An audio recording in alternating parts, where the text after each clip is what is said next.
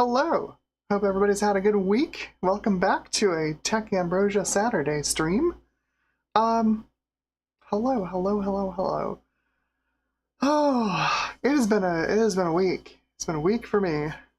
Hey, look at that. We've got some folks in the chat already. I hope everybody's had a good week. I hope you are also having a wonderful weekend. And I hope that I can contribute to making it a little bit better. So, what are we doing today? Well, we're looking at this thing right here. The first message in the chat is from Raptor Engine, who says, I don't even know what a Quadra 700 is, but I'm hyped. Let me elucidate you, my friend. If you've ever seen the 1993 classic movie, Jurassic Park, you will recognize the Quadra 700 pretty much immediately. Well, you probably won't, because you're probably paying attention to the rest of the movie, but the Quadra 700 does indeed have a fairly large starring role in the command center portion of the film. And that's kind of the attraction to most Mac collectors, to have a Quadra 700 in their collection, is to have, you know, to have one of these, because it was kind of a screen-famous Mac. Honestly, I just like them because I think they look cool. Here, let me show you. I just think they look cool. We move over to the desk cam here. Whoops, I totally broke that. Awesome. There we go. We move over to the desk cam here. You know, I like the form factor. It's this little square tower. I just love it. It's so cute. So what are we doing today? Well, I want to complete some projects with this machine. And unfortunately, I forgot that the last time I pulled this out on stream, my normal soldering iron, my nice soldering iron, is broken. It made some lovely burning smells last time I tried to use it. So I've got the backup soldering iron out here, which isn't very good, but it should be good enough to solder up one of these, which is part number 1 of the upgrades. This is a battery relocator from Ron of Ron's Computer Videos. He sent over a goodie box quite a while ago, and I apologize for not getting any of that stuff on screen until now, but basically you put a button cell in here, and then you've got positive and negative contacts there that give you those 3.6 volts that come out of this? The 3 volts that come out of this thing, and you can plug it into whatever you want. My goal is to plug it into one of these 3D printed half AA dummy batteries. Mostly just because I can just stick this into the motherboard, not have to solder onto the motherboard, and I can just remove it at any time and return it to stock. We'll see how well that goes. We will see how well that goes. I've got some lengths of wire here that I can strip down and use for those fake leads, and we'll see how that goes. I've also got hiding back here a blue SCSI that I'd like to put in this machine. Honestly, I wanted to solder up a fresh blue SCSI, but like I said, with my good soldering iron down, I don't feel like doing that on stream today with the backup soldering iron, because it's going to be bad. Oh, what else? Oh, the other thing, I think there's some more fun stuff. We don't have to do all soldering today. Honestly, the battery relocator is probably the thing I'm looking forward to the most, because every time you turn this machine off, it loses all of its settings for, like, what's a boot disk, what its boot resolution is, what boot video card is correct. It's very annoying, and also, like, whether it should boot up in 24-bit or 32-bit mode for memory, which is also super annoying, because it just suddenly can't address more than 4 megs of RAM. It's like, why? Oh shoot, I just woke it up. Here, I have this running, the essential flying toasters. You gotta run After Dark on a machine like this. This is exactly what it's for. Oh, we've got lots of folks in the chat to say hi to. Let's go ahead and say hi then. Raptor Engine, hello, welcome to the stream. Retro Tech Tom is here. Hello. He says howdy. Howdy. Trina's Technobabble is here. Hello, Trina. And Charlotte is here. Hello. Welcome. Dave Starbuck is here. Also, Gutbomb. Hello. How's it going? Gut Bomb says Quadra time. That's right. Oh, Dave Starbucks says, I'm in the same engine. I'm in the same room with you, Raptor Engine. I am almost 50, and I've never been in the same room as a Mac. Yeah, no, they're not super duper common, honestly. You know, like if you get into the Mac retro scene, they seem like you start to wonder like, why haven't I seen Macintoshes in my life? And it's like it's because they're not super common. They are expensive. They were very expensive back in the 90s. This thing was eye-wateringly expensive, and this wasn't even the top-end model. The Quadra 900 was even more money than this one was. Oh, we've got Chris Ducati is here. Hello, welcome to the stream. Good to have you. And Subnet is here. Hello, welcome to the stream. So, yeah, we're gonna do some. I think we'll start out with some soldering. I've also got, along with the video cards, I've got some RAM. We're gonna max this thing out. This is a 64 megabyte kit, an actual 64 megabyte kit this time, for the Quadra.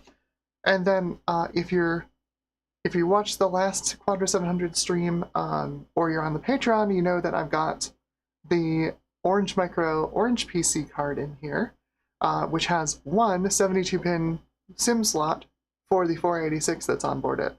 And I have some 8 megabyte SIMs on the way for it, so it can have 8 megs of RAM, which is what it really should have for a 486 DX33. But I forgot that I have these. They should be, according to the serial numbers on the chips, these should be, or the model numbers on the chips, these should be 16 megabyte SIMs. So we'll throw one of these into the Orange PC card, see if it even works. I don't even know if it'll address 16 megabytes in that one SIM slot that it has, but hopefully. Oh, so yeah, that's what we're doing today. I think let's start with the soldering. Let me grab. I did not grab my multimeter because, of course, I didn't. Let me grab that real quick.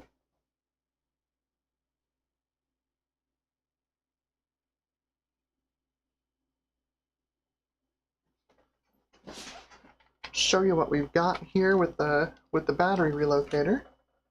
Let me. You can see my Quadra is not 100% stock in the software department. System 7 never had a never had a built-in desktop picture application. I'm using Decor here to get some nice desktop pictures. That is a picture that I took probably, I don't know, 15 years ago with my, I think that's actually film. I'm pretty sure that was with a Soviet camera, just on some old stock Kodak color film. I think I actually got it processed at Walgreens of all places. So let's move over to here. Yeah, so multimeter, battery relocator. So we should get, if I test the positive negative pins here, see if this will focus. There it is. Sorry for the smudge on there. But yeah, if we test the positive negative pins on there, we should get the 3 volts out of this button cell. This is a fresh CR2032. So we'll go to DC volts. Ta-da! And y'all can't see it, but I will show you in just a moment.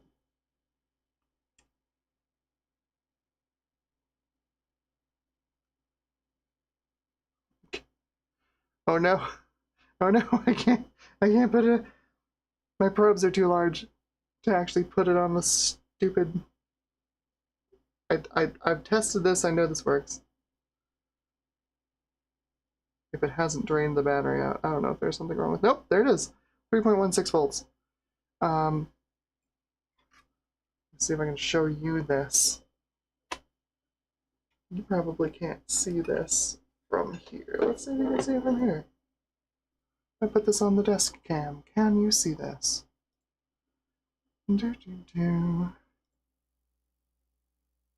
Yes, sorta. It's a little low contrast, but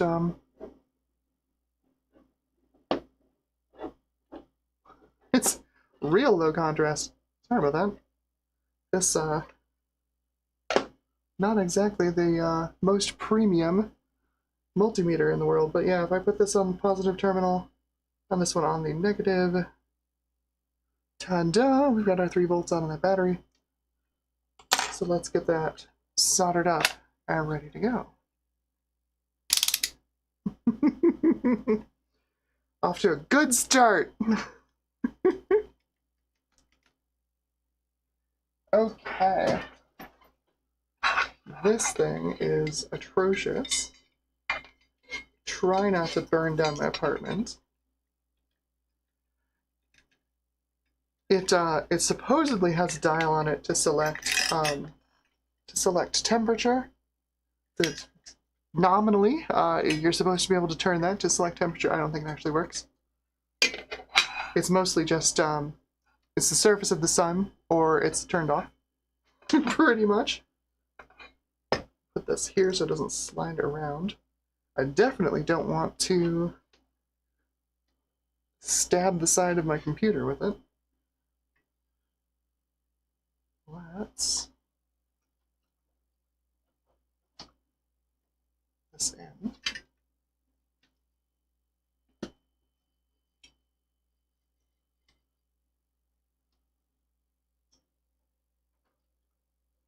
The cord is heavier weight than the entire rest of the soldering iron. It's terrible. I'm gonna go get this a little wet.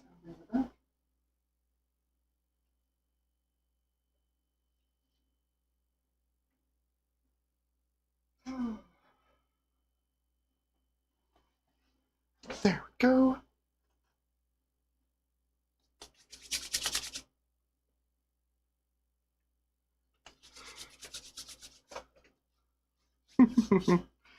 Efreet says flying toasters classic.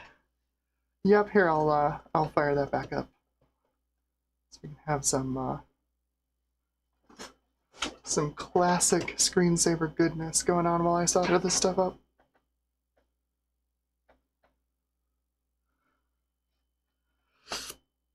Raptor Engine asks, were they, these Quadra 700s, were they fast at the time? Yes. For a little while, they were fast at the time. So this one was launched in 1991. It is a 25 megahertz 68040. And for the most part, the 68040 could outperform a 486. And in 1991, that's what you were competing with. That and like 386s. Like my way back there, buried under all that stuff, right there, is a PS2, an IBM PS2 Model 80, one of the big giant towers. It's a 386, which this thing would just run circles around. This Quadra would just run circles around a 386. But so would a 486. So they were all right. They were all right at the time. If you were a Mac user at the time, the Quadras were the ones you wanted to get. Their speed advantage was pretty short-lived. By like late 94, early 95, the first Power Macs were coming out, and the Power Macs were very fast. PowerPC processors were quite nice. But yeah, as far as the old 68K, CISC processors for Macs, the Quadras of their 68040s were the speed kings. Okay, hands off the keyboard. Let's try and solder up some leads here. So, numero uno, I need to get the jumper connections off of those.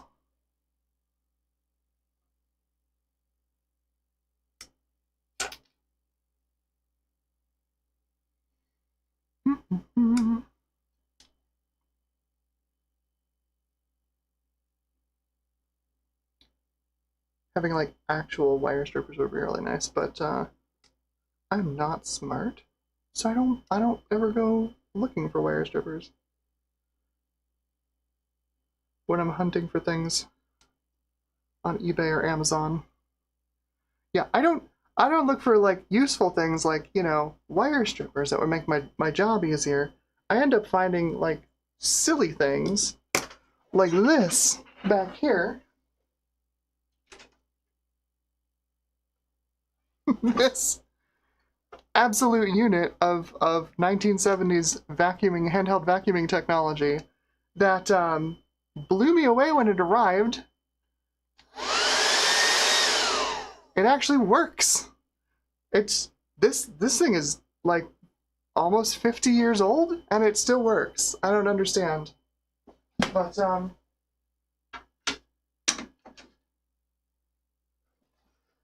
that is probably going to be an upcoming video.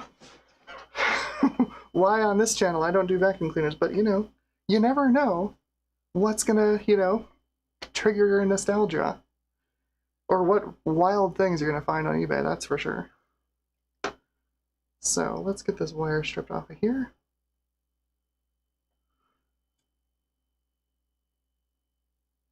Now I made these, I grabbed a red and a black wire, but if I'm gonna make this into these dummy batteries, I really only need one wire.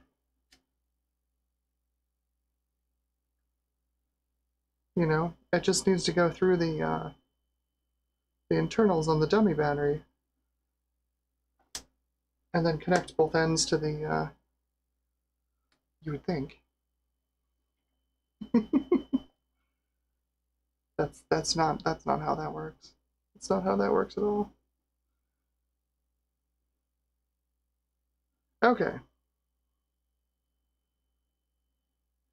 Yeah, so this is gonna be kind of a pain in the butt because you've got to go in to the dummy battery, right? So then there's your positive lead.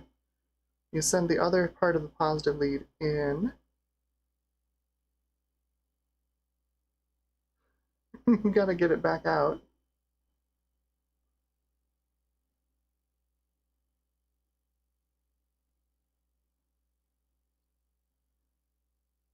And then that should go over the top.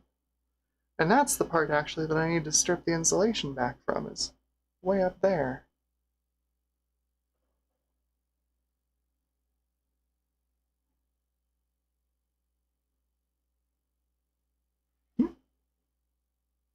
These are kind of a pain.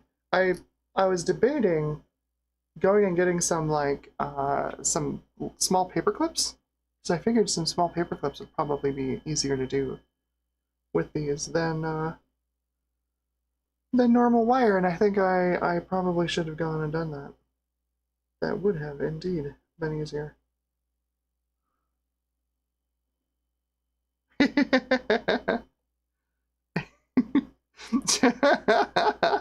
See? See? Everybody in the chat is like, oh my god, it's a Ghostbuster!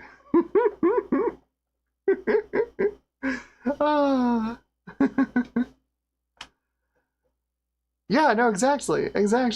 Yeah, DC motors really are incredible. The thing I'm more surprised by is I'm sure it's like nickel cadmium, the rechargeable batteries in that thing. They still hold a charge.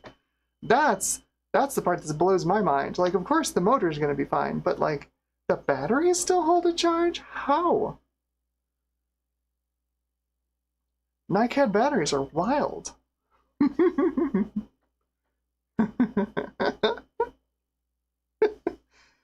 Oh.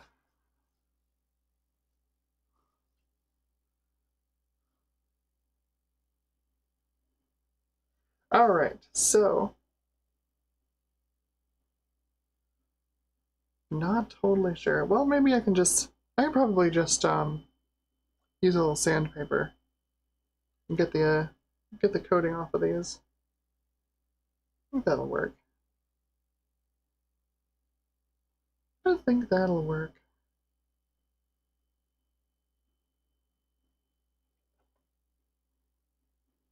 Let's see if I can get these tinned and soldered on here. And anyway, because I'm not totally sure with this soldering iron.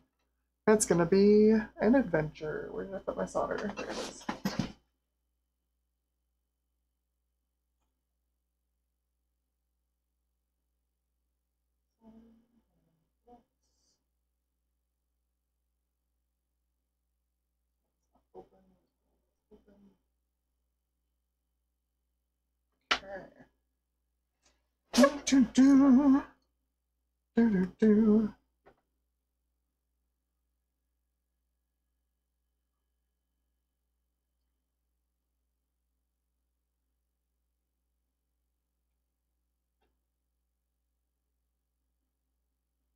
Can I even tin, tin these leads? Will it work? I need some helping hands is what I need. I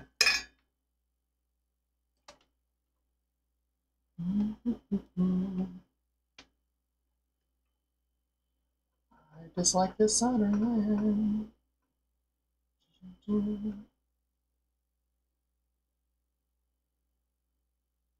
100% of the solder is sticking to the tip. Great. Exactly what I want.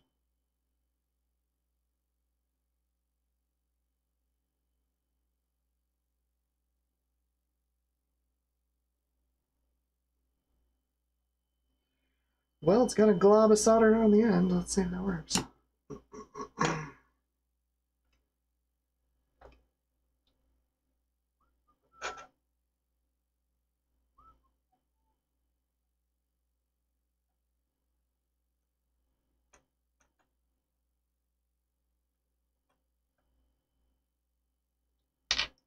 Sure doesn't.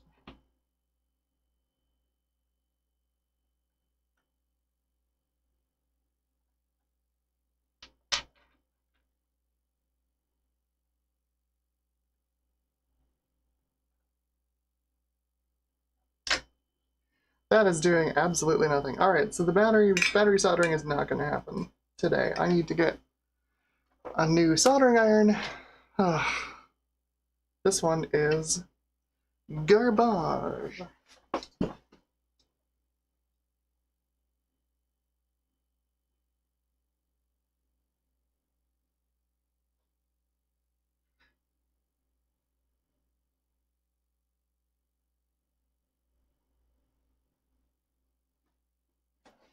Just imagine trying to solder up a blue SCSI with a soldering iron that's that bad.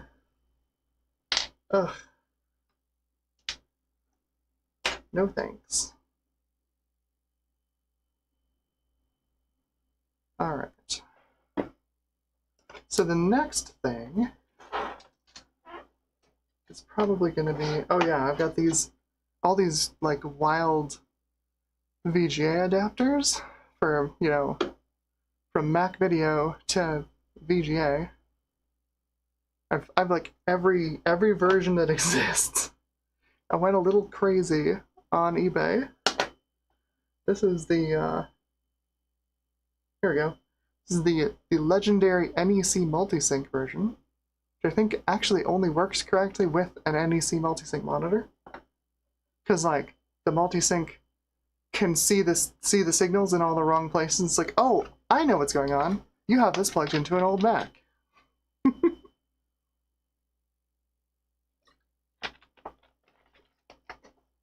Okay, let's upgrade the RAM. How about that? I'm gonna open this thing up and y'all can see what Apple computers are not like today. Boy howdy how they are not like today. Let's get this. So, well, first let's see how much RAM we have right now. 20 megs. So 20 megs is 16 megs in 4 4-megabyte SIMs and then 4 megabytes soldered on the board. That's how we get 20 megs. So when we put the 64 meg kit in, we'll have 68 total. And that's plenty. That's plenty for this machine. Absolutely plenty. Take a good look, because this is not going to look like this once we turn this thing off and turn it back on because of the clock battery. It's annoying. But we'll turn this off. Ta-da! Bear in mind, 1991. So you had, you know, Windows was 3.0 at the time. I'm pretty sure Windows 3.0 was out by 91. But, you know, the power supply standard on the PC was AT. So turning off your PC was, you know, there's no soft power. No soft power on the PC. It's now safe to turn off your computer. And the Mac just turns off. it's a really interesting story. Just how much of a lead Apple had in the early 90s, and just how effectively they were able to squander it through poor management. It's really kind of sad, but you know, whatever. Stuff happens. Switch over to the desk cam so y'all can see. This is probably the best part about this machine. Dun, dun, dun. Opening one of these babies up, super difficult. Tab, tab. That's it. Let's get the feet out of the way, and it just opens up. That's it. No tools. Just a couple of plastic tabs, and you're inside. Now you can see we've got one card in here already. That is the orange PC card. If I move this around, you can see that. That is one enormous, massive card. There's our 72-pin SIM, so I'm going to grab that and pop that out of here. This is original. This actually says, oh, come on, get out of there. Oh. This actually says, it is from Orange Micro. It is a 4 megabyte SIM from Orange Micro for the Orange PC card. Absolutely wild. So get this to focus on that. Yep. Well, didn't need that one anyway. Alright, so here's the Micron SIM. This should be 16 megabytes. But that just goes in here.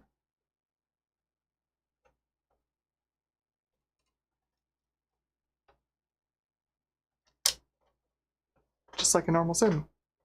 And this is just it's just an Opti 486 chipset, and then I've got a 486 DX33 on there. I don't know if this has any level 2 cache on it. I'm gonna guess no. There's some blanks for chips on the left side of the card. I'm gonna guess that that's where the level 2 cache would have gone. But you know what we can do? Oh yeah, the other thing I wanted to do. So this thing, the way this thing works, this Orange PC card, let me get that, see if this will focus again. There we go. The way this will work is it actually funnels its video output through the new bus, these slots here, through the expansion bus, the new bus, and then it displays on the internal video on the Mac. So it pops up in a window. You get, you know, VGA or whatever out of the chipset that's on here. And it's not it's not great. It's not something you'd play games on, but it is functional. It should be perfectly capable of like running Windows 3.1 or something. What was I gonna say? What was I gonna say about this? I don't remember. I had something I was going to say about it, but whatever. It's yeah, it's just a basic 486 chipset with a DX33. It is a full 486 on a card. So like you can, if you really want to make it spicy, you can put like a DX4100 on there, and it should run just fine. Oh right. So it funnels the video through the new bus, and it shows up on the Mac's internal video. It boots off of a file on your hard drive, on your Mac's hard drive. The software that you run on your Mac that connects into the card, like, funnels this file on your disk into the machine as if it were the C drive. It'll also it'll commandeer the internal floppy drive. That was one of the things I want to do today. I'm gonna go grab my backup Quadra 700, because it turns out it's got a good floppy drive. I need to rebuild both of these floppy drives, but the other one actually works 100% right now. We're just gonna swap it for now, and I've got all the stuff I need to rebuild it. I'll rebuild both of them off of the stream. But that means with a working floppy drive, we will be able to like run a boot disk, a DOS boot disk, and like actually get DOS installed onto the the drive image that I've got on this machine. And yes, we are booting off of a real vintage hard drive. This is like a 500 megabyte Quantum Maverick Pro drive, which I think I tried to look up last stream, and like they don't exist. The Maverick was an IDE drive. The Pro drive was a SCSI drive that that Quantum produced, and the Maverick Pro drive wasn't really a thing apparently. But whatever they did, they were doing it right, because it's a 40-year-old hard drive that still works. Well, 30-year-old hard drive that still works. So, sure. One of the reasons I wanted to build a Blue SCSI V2 version 20 or 2023.10 is that it includes SCSI initiator mode, which means you can, if you power up a hard drive and you plug it into a Blue SCSI, the Blue SCSI can just image the drive onto the SD card as a new image. That's what I wanted to do today, but my soldering iron's broken. Anyway, yeah, let me grab the other Quadra and we'll swap the floppy drives, and we'll check on this orange micro card and see if it recognizes all 16 megs of RAM. One sec.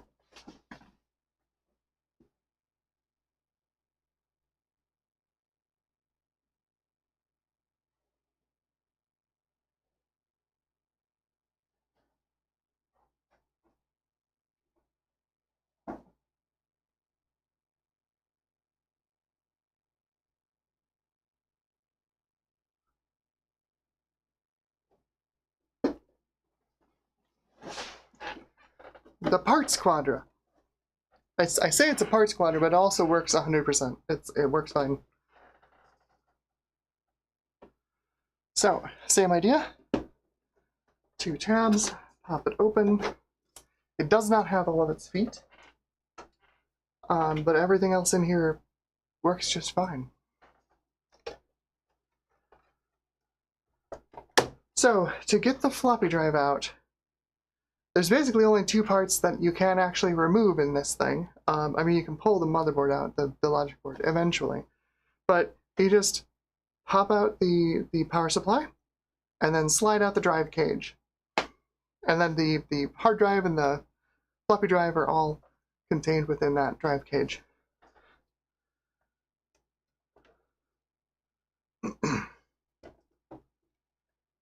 Okay. This is kind of a pain. There's one latch here. There we go. And then this just slides up. That's it. There's the power supply out. It actually looks like it's in pretty good shape. There's not a lot of dust in it. I'm surprised.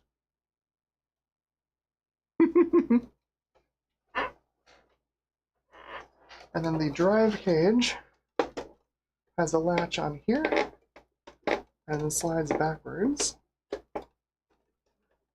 Oh, just the one latch. So latch here, slides back, pulls up. That is basically it. Helps if I unplug the floppy drive. There it is. It's around the back. Come on, get out of there. You can see this better than I can at this angle. Come on, get out of there.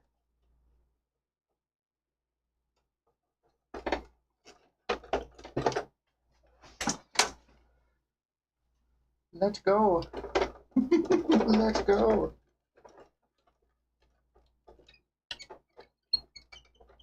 There we go. Okay, that's better. Floppy cable. It's just a little bit too short. Okay, so this is both of these machines. I picked up from their original owner, who sadly had passed away. But they were both configured identically. If you see, so there's the RAM on the inside. The small SIMs up at the top, those are the RAM SIMs. The larger SIMs at the bottom are the VRAM SIMs. There are 6 of the VRAM SIMs because it's got 256K on board. and it'll take up to a meg. I think. No, it's got 512K on board. Each one of those sims is 256K. It'll take up to 2 megs. I'm like, there's just 1 meg of VRAM isn't enough to hit the resolutions that this can hit. But look at that. That is an old Sony. Alright, getting this out of here is...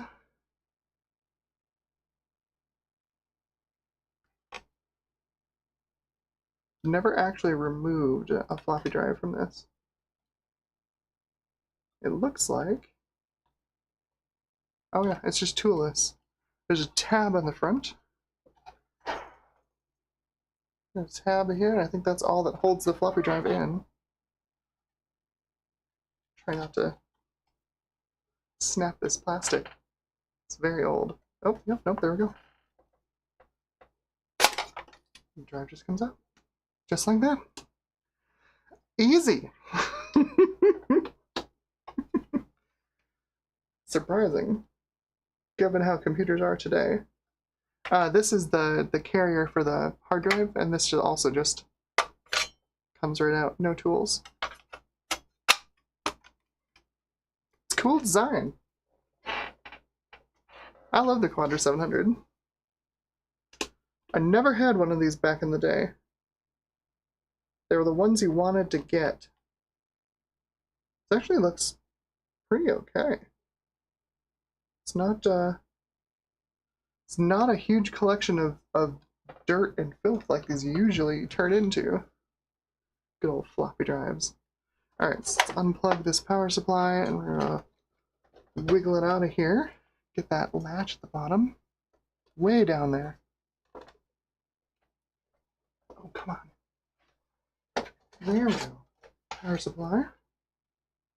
It's got a lather, rinse, repeat on this one. And this does have a hard drive attached, so we're going to unplug that first. There we go. Hard drive power.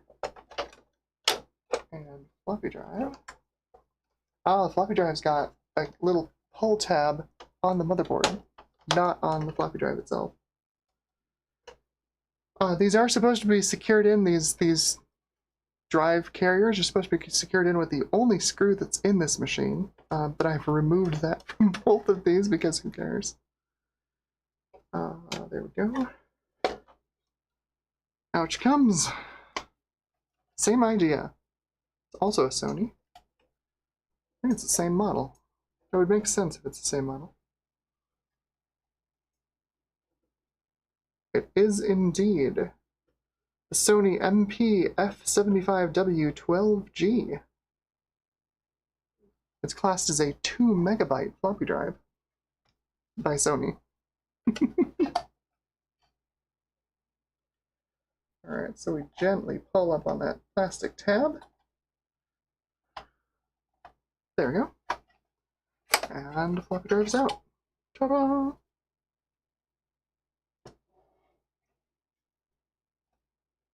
This is the first one I'm going to clean. We will take that floppy cable, plug it into here, and then reinstall.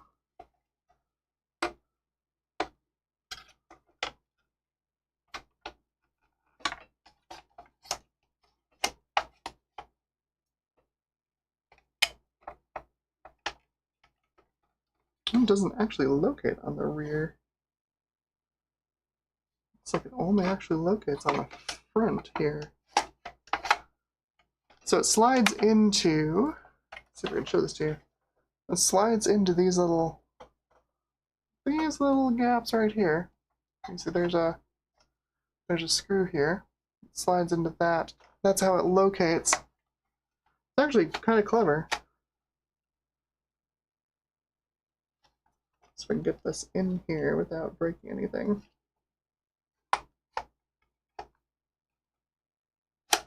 Oh, easy. Press it against the tab and it slides into place. There it is. That's so clever. It's so clever.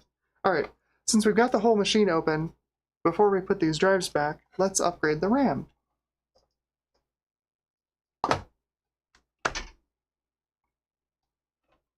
Stay.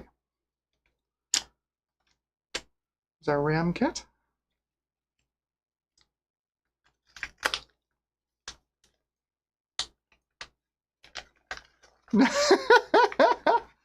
Gutbomb says, Tech Ambrosia, please run OS2 on this. Oh my god, that'd be hilarious. I have zero experience with OS2. I mean, I'm game for it, but I don't have any idea how to even get it running. I don't have an OS2 boot disk, number one. Not that I can't make one right now. I've got my USB floppy drive right over here. Retro Gaming Com says, run Xenix on it. So we can recreate the scene from Jurassic Park. It's a Unix system, I know this. I don't think so that funny scene is where Lex is staring at the it's actually an SGI system, I think. I think she's sitting in front of one of the Quadras, but it's piping in video from an SGI system. It's using FSN Fusion, which is a real file system browser. We can run that. I don't know if it runs on Xenix or AUX or anything else that can run on this machine, but yeah, no, that's definitely a real thing, and yes, there are a lot of people who have done exactly that. Let's see. Oh, this is gross. So the way this is arranged, let's see if I can show this to you. The way this is arranged, these sims remove by clicking upwards. You can see the problem here. Maybe you can. Maybe you can see the problem. If I try and click these sims out, they run into the VRAM sims. So I have to take all of the sims out in order to replace the RAM. Mildly annoying. Maybe I can just get away with removing the first VRAM sim. I think that might be the only one that's actually blocking anything. Do I have a toothpick? That should work. Get this out of here. Come on. Come on. Should not work. It's not strong enough. Let's see. A USB extension. Are you strong enough? Yes, you are. Bingo. So if I pull that one back, yeah, that should give me enough room to get these RAM sims out of here. Come on.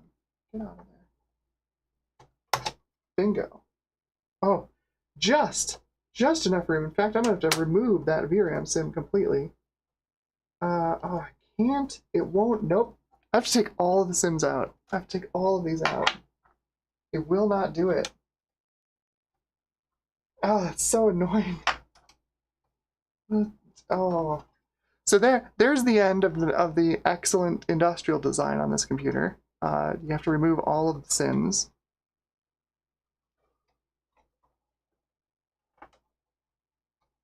Oh, jeez. Oh, there's a connector there for power. That's why that's annoying. Come on, out you come. Get out of there.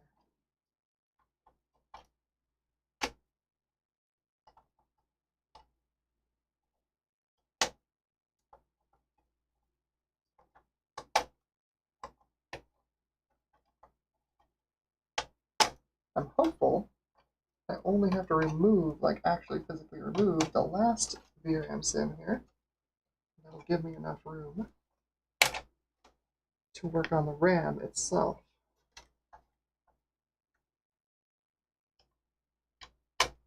Yes. You can see how much that sim overlays over the top of that VRAM sim. Just a little bit too compact. Just a little. That's funny.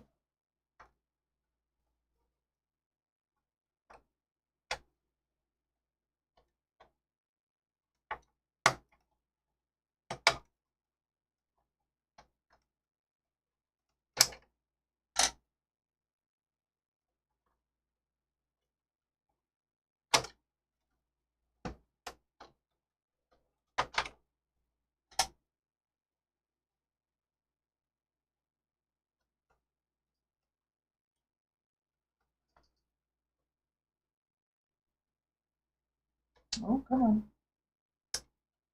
Come on. There we go.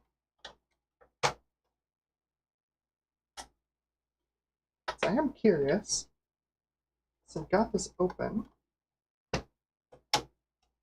Do these dummy batteries even fit in here? Oh yeah, they do. Look at that. That's cool. Those little dummy batteries do fit in the half AA slot. That's kind of cool. Once I get a working soldering iron, I should be able to convert this over. Now, can I get the dummy battery out is the question. You come out of there. There you go. Cool. It's not bad. Alright, well, let's put in some RAM.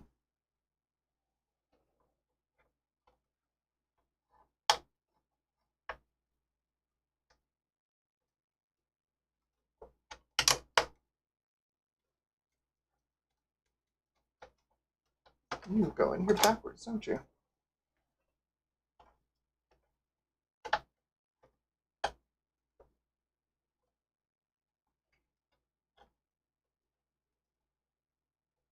No, you don't.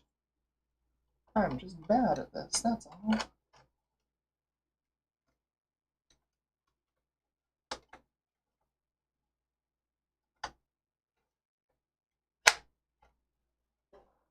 Ah, it's in spot. That's in spot. Okay. Cool.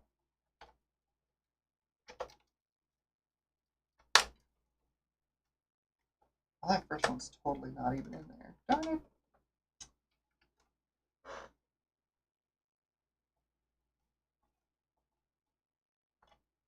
I will say, I was never a super huge fan of 30-pin SIMs.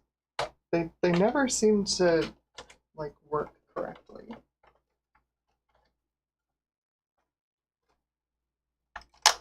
Oh, there we go. That sounds bad. But that's in. That is actually in this time. Awesome.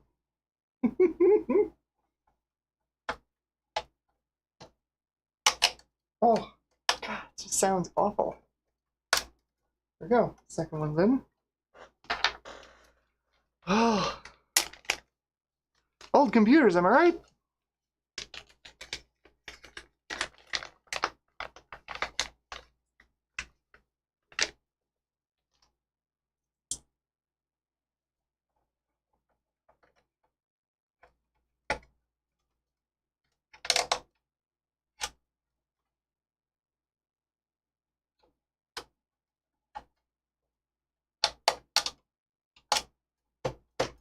Okay.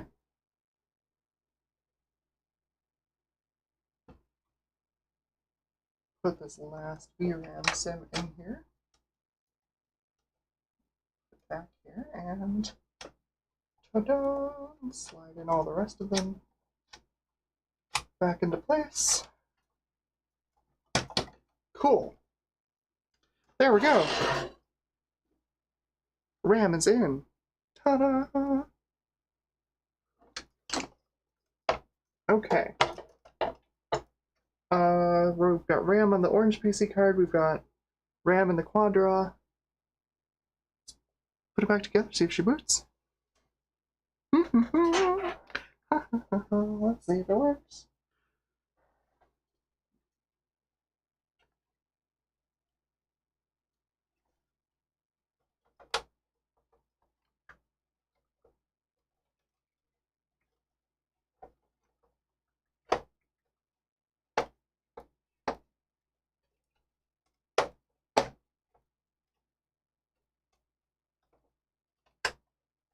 Okay, is that going in the right place?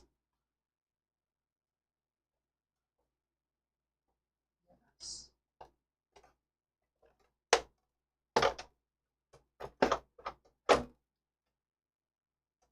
There we go. That's in place.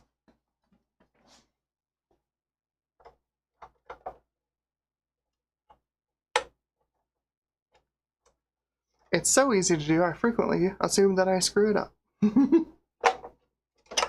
Power for the hard drive.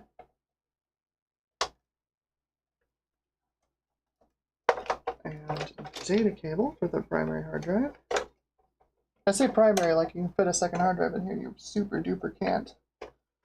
Despite having a fair amount of room like in this area, there's nowhere else to put a drive. Okay. Then, let's get that power supply back in here.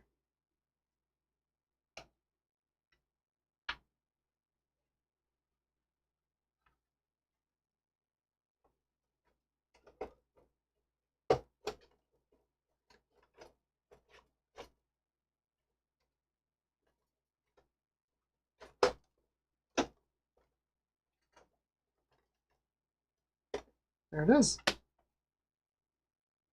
Oh, I should have plugged in the drive LED before I did all this. Let's see if I can get this. I can just pop this out. And... oh, that's right.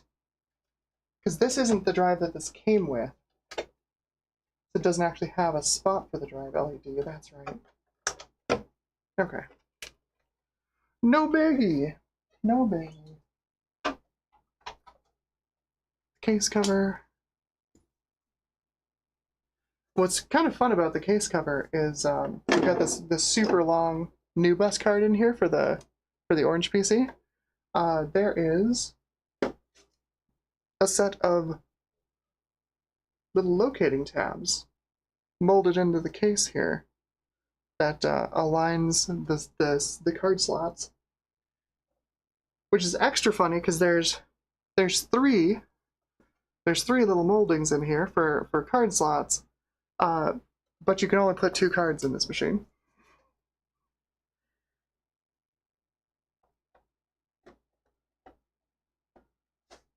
I'm gonna guess that maybe the Mac 2 CX, which this case is based on, has 3 card slots? Maybe?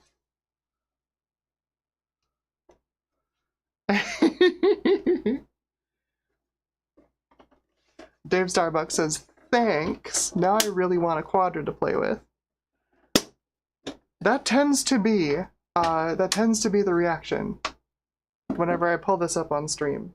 Everybody wants one of these. That's what I mean. These things are cool. I love these. They're just neat little machines.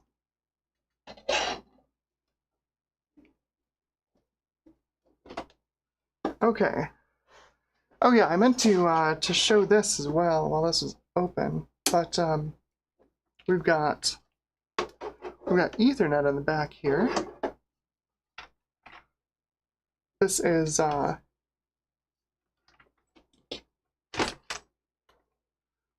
Apple's version of AUI. So we get Apple's little mini AUI connector, the AAUI, to Twisted Pair. And that is built-in Ethernet from a machine from 1991.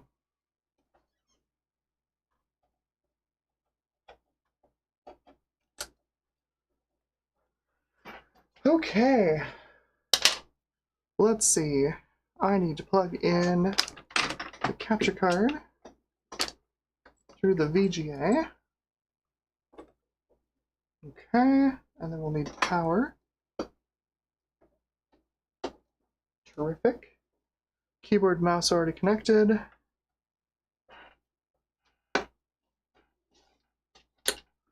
Fingers crossed.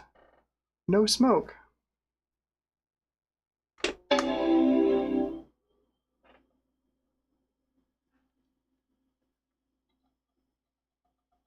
Switch over to the video output.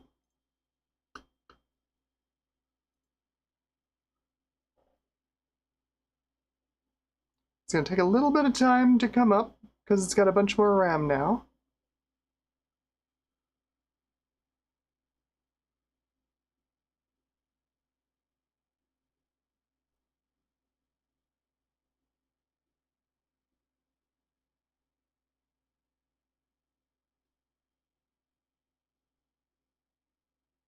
Ta-da! There we go.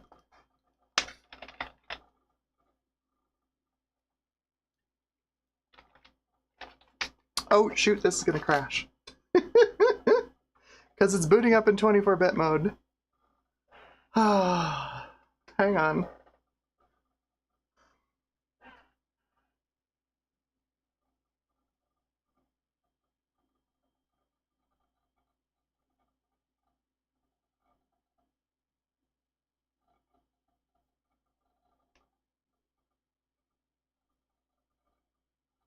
Just going to let it do its thing here for a sec, and then Decor is going to try and place the background picture, which requires about 3.5 megs of RAM, and it should corrupt the system memory. There we go, right there.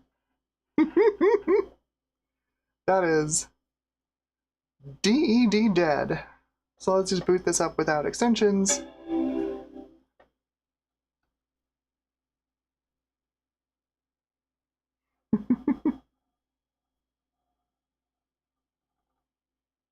There we go. To boot up without extensions, you just hold down the Shift key at boot. Yeah! Pixelpipe says, is that a Voodoo 5 stealthily lurking in the corner of the shot? Congratulations, Pixelpipes.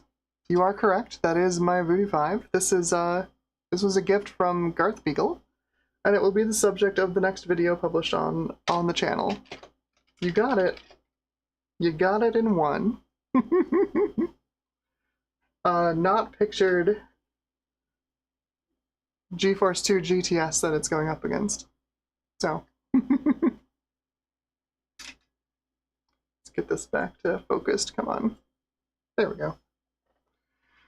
Okay, so we're booted up, no extensions. Obviously, we're all in black and white. That's because the clock battery is dead, and that stores your boot resolution and color depth, but also whether you can use all of the RAM that you have. This 32-bit addressing is turned off by default. If we go to About This Mac, we have 69 megabytes, actually 68 megabytes, but the system's using all of it, and we can have 6 megabytes as a treat. So we'll turn this on. I always like to pump up the disk cache just a little bit, and I'm going to set the resolution. Set this to colors. Millions is 24-bit. There we go. If I hold down Option and click on Options, I can pick our higher resolution, and this is back in the day when you could not do on-the-fly resolution switching, so we'll have to wait until a reboot to get that resolution switch.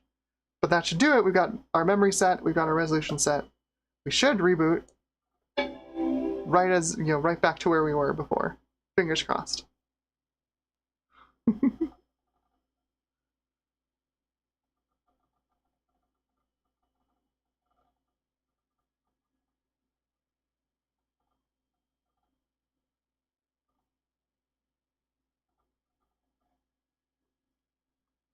I'm missing what's going on in chat. It sounds like Raptor Engine, are you talking about your Athlon laptop again? Yeah, the Athlon 761. Oh no, you've got a, okay. I think bad, T61. Nice. Nice. Yeah, Core 2 maxes at 4 gigs of RAM. I'm with Klarjan on that one. Try throwing Haiku on it, see how it runs. I'll bet it runs pretty well. And Haiku's pretty lightweight too. I think you'll enjoy Haiku on that machine. Oh, we're almost there. We're almost there. We got the right resolution, but we're still black and white, unfortunately. Wait for Decor to do its thing here. This is gonna look, oh yeah, this looks awful. Yikes. We already got control panels open. Let's change our resolution. Colors, thank you. Of course, decor does not auto-refresh with this old version, but I should be able to just reselect this image, and it should, yeah, there we go. Now we're back to where we were.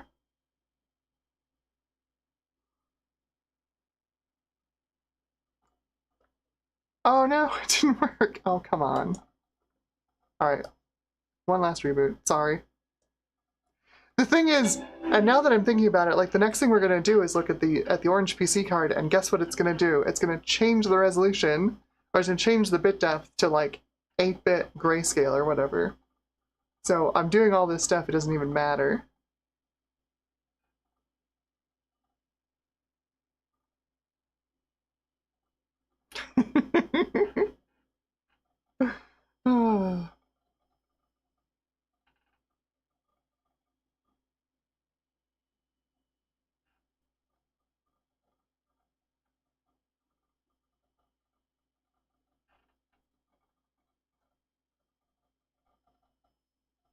So what I would do, Raptor Engine, is I would go over to haikuos.org and grab one of the nightlies. The nightlies have been pretty good lately. And then write it to a USB using, you can use Balena Etcher, you can use Rufus, you can use Ventoy, whatever you want. Get it onto the USB, and you should be able to just run Haiku straight off the USB and see how it runs. If it runs nicely, you can install it onto the internal storage. If it doesn't run nicely, you go back to Linux. There we go, that's better. And we should have all of our RAM now. And we do. 63 megs unused. Love it. Absolutely love it. So that's just a ridiculous amount of RAM for this machine. Even if you were like a Photoshop guru, that's just so much RAM. It's just so much RAM. All right, so the next thing we're going to do is here in the Orange PC folder, you can see I've got my C drive, which is a 100 megabyte file on my hard drive. If we boot this thing, let's make sure. Where did I put my DOS boot disk? Got one here somewhere. Hang on.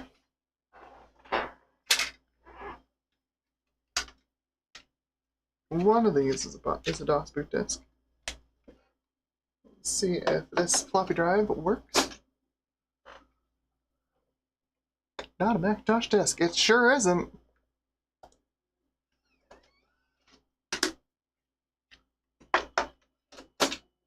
None of these are going to be Macintosh disks.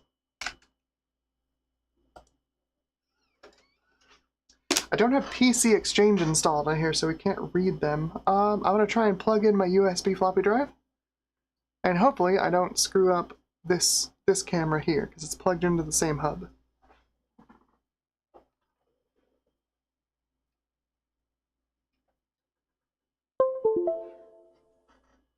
We've still got camera? Awesome. Okay, what is on this disk? If I were smart, I would have written whether these were DOS boot disks or not.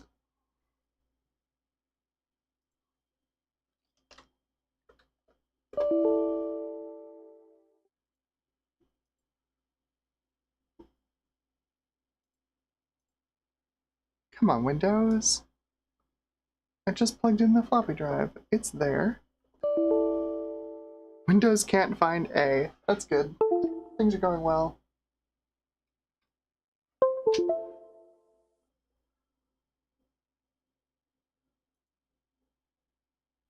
Really? Okay. I'm guessing that doesn't have anything on it. Let's try this one.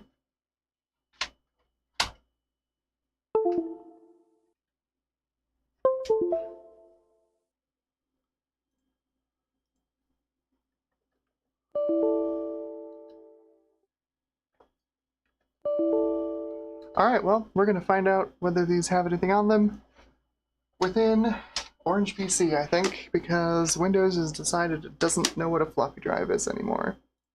Not super surprised. Alright, so we boot up Orange PC.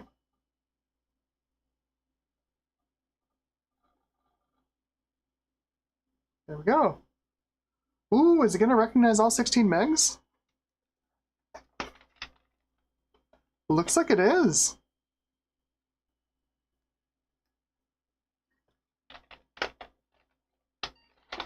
Heck yeah. Alright. Let's throw one of these discs in here.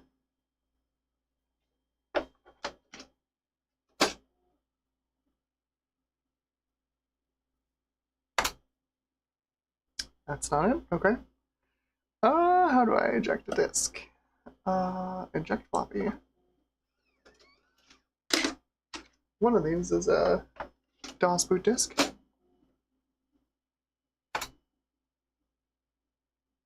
It's doing something.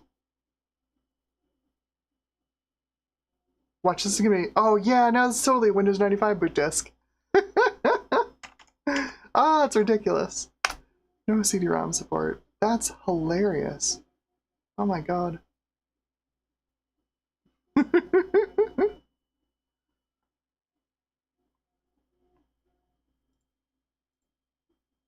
Okay, so let's do fdisk.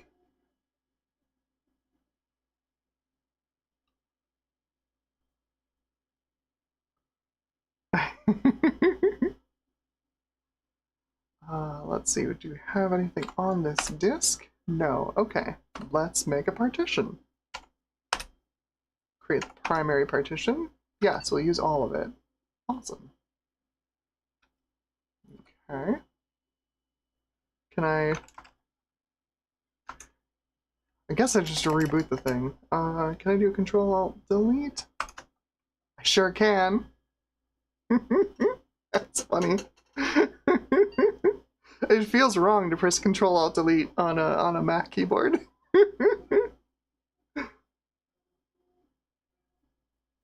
Alright, so no CD-ROM support, and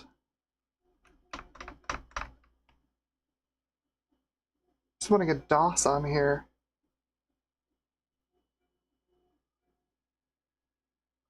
So if we do an fdisk,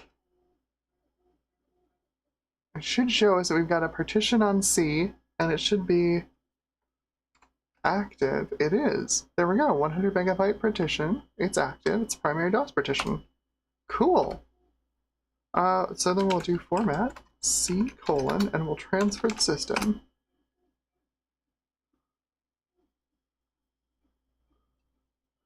Yeah, right? Gutbomb says, "Yo, dog, heard you like computers, so I computered your computer." Exactly. It's ridiculous, right? We just got a full 486 inside this Mac. It's just silly. It's just silly. Silly PC. There we go. Let's do make directory C-DOS. And let's copy star.star from A into C-DOS.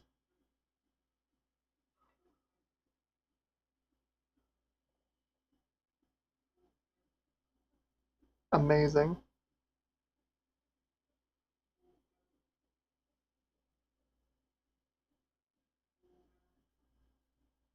I have no idea how I'm going to get anything onto this machine. This little tiny PC inside this Quadra. I have no idea how I'm going to get anything onto this thing.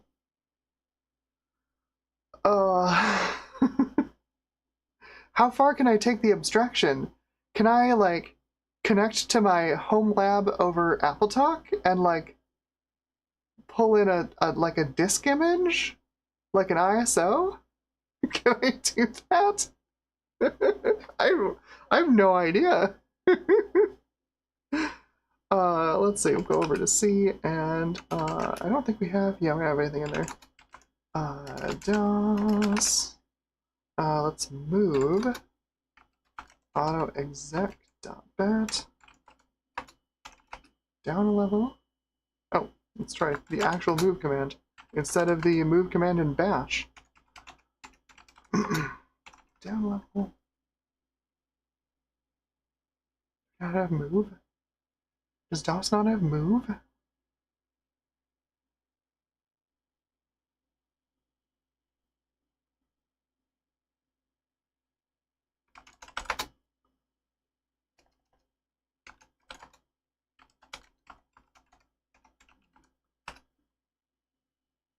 Okay, there we go.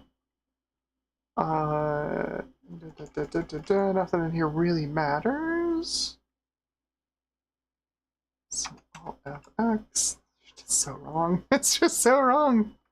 Do we have config sys? We do. Oh, there's the menu. Okay. Yeah, that makes sense. I guess I just it's just the regular stuff. Just the regular stuff. Alright, let's close this and we'll copy config sys. There we go.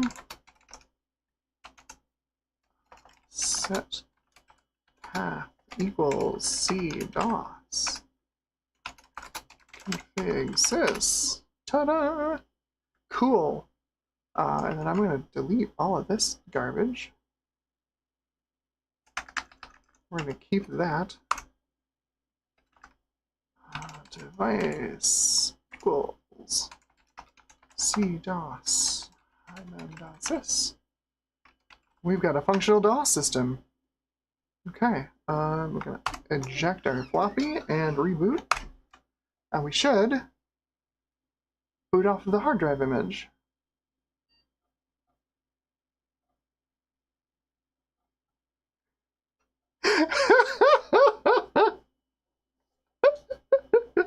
I need to get a blue SCSI in this thing. I need to get a larger hard drive image for this orange PC, and I need to run Windows 95 on this thing. That is ridiculous, and I love it. Oh my god. Oh. There's no mem command? Oh, I didn't set my path, that's why. Because I don't have an autoexec.bat.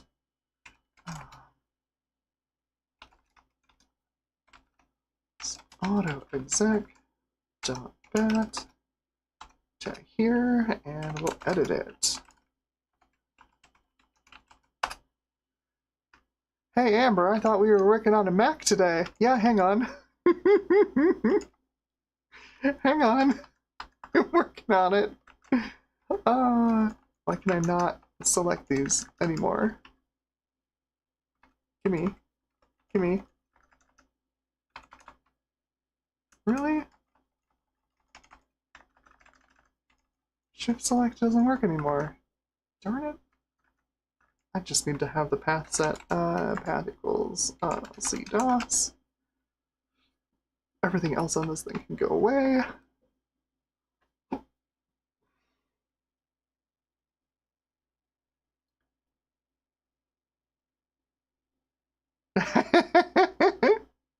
Gutbomb says this could be the first 486 on Global Talk. We can make it work.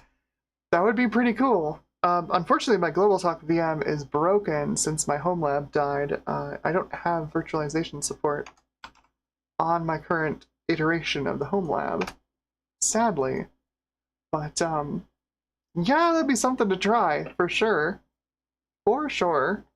Now we should have Matt. No, we don't have Ben. Does this really not have the mem command? Wow, yeah, no, it doesn't. I guess it's just one darn floppy disk, I suppose. Alright, well that works. Works pretty nicely, honestly. That's kind of impressive. Wow. I'm surprised.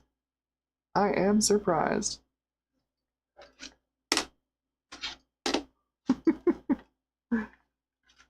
I need to put SpeedSys on here so I can run it and just see. I don't think I have a good way to get it on there, especially since my USB floppy drive is not behaving with Windows right now. I think that's it for the orange PC. Let's try some video cards. David Starbucks says, question, is that a PC or a Mac? The answer, yes.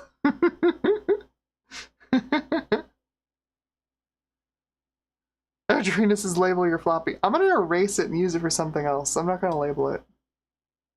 Let's see, what do I have for preferences in here? Oh yeah! No, there's shared volumes. I forgot about that. We can set up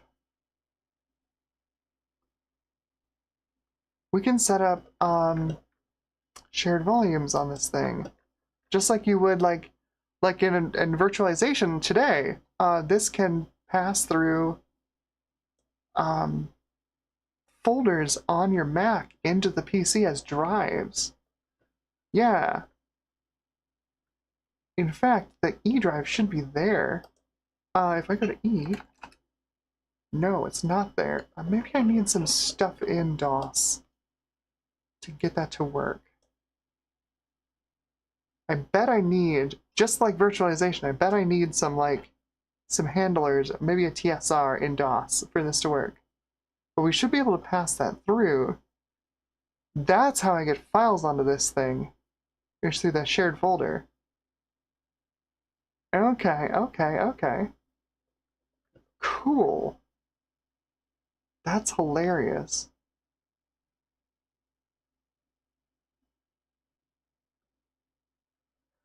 You can have two drives.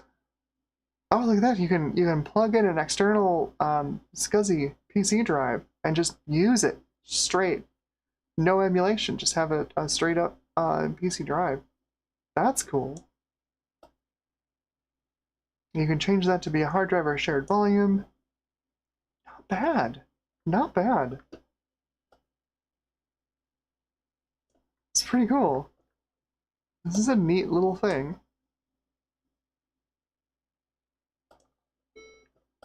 Go away.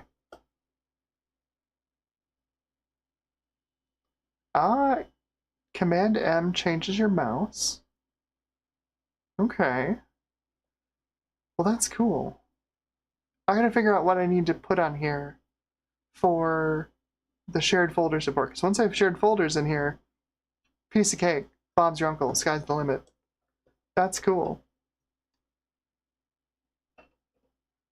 Make sure you have everything saved in the PC side, because quitting the application shuts down the 486, which is hilarious. Totally hilarious. That's cool. That is better than I thought it was going to be. That's very neat. All right. Video cards. So I think I've talked about this before, but I've got an Apple 824 display adapter up on the shelf.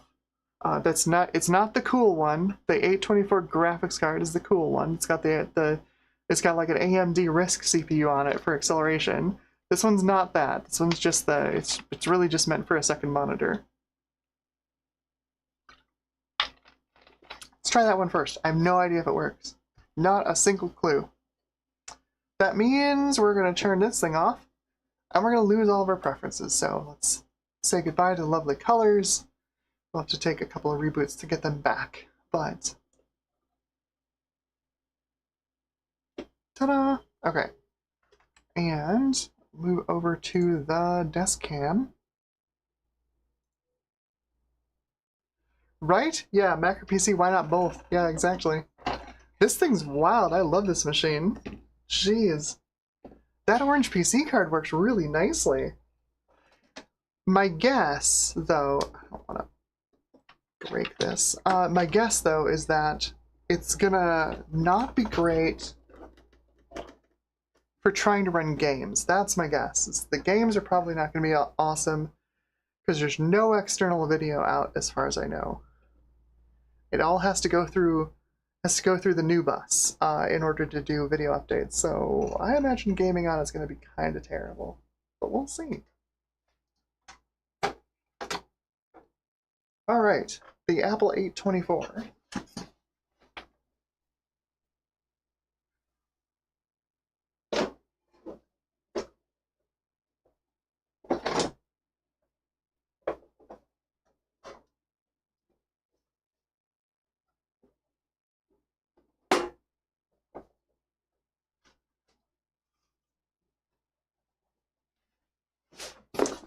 All right.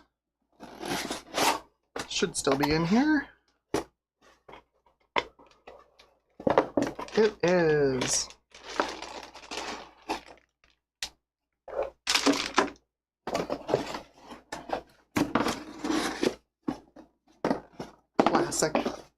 Classic box. We've got a date on the back. 3/11/92.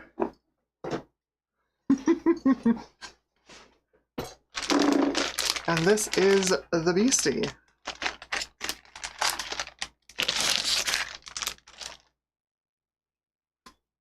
Whoop.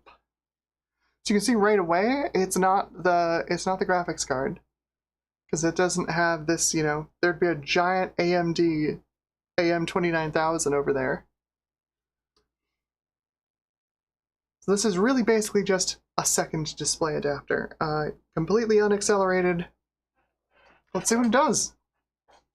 I'm curious what resolutions it can handle, because the Quadra 700's built-in video is pretty good. It's pretty quick, but it has some weird resolution support.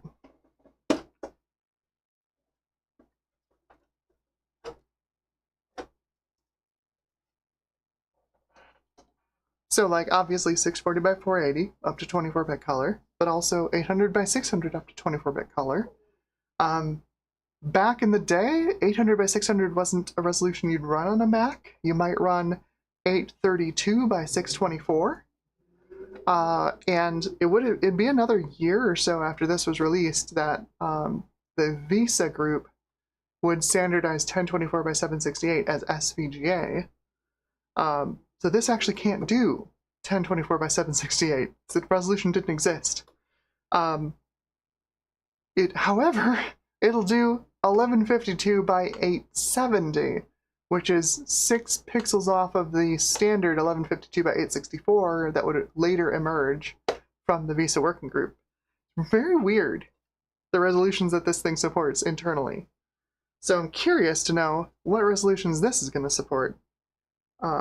This is, so the box said 92, the card says 1990, 1991. So I'm guessing not a lot of resolutions. That is my guess. We've got a fair amount of DRAM on it though. Looks like maybe 2 megs, I'd say. And we've got a brick tree RAM deck. So I'm hopeful we'd at least get the same resolutions we get out of the Quadra, but I don't know. In she goes. Let's find out.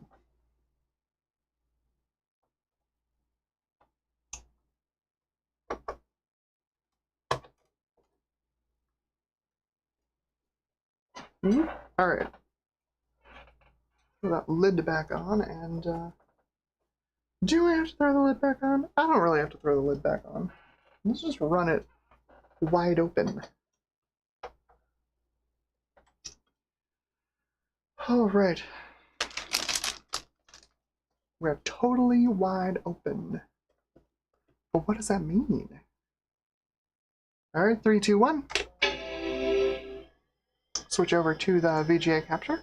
So we're booting off internal video because it's gonna lose all of its settings. So it's gonna boot off internal video, black and white, 640 by 480. But hopefully when we go into the monitor's control panel at boot this time, we will see, and I remembered to hold down shift this time, we'll see 2 displays. Fingers crossed.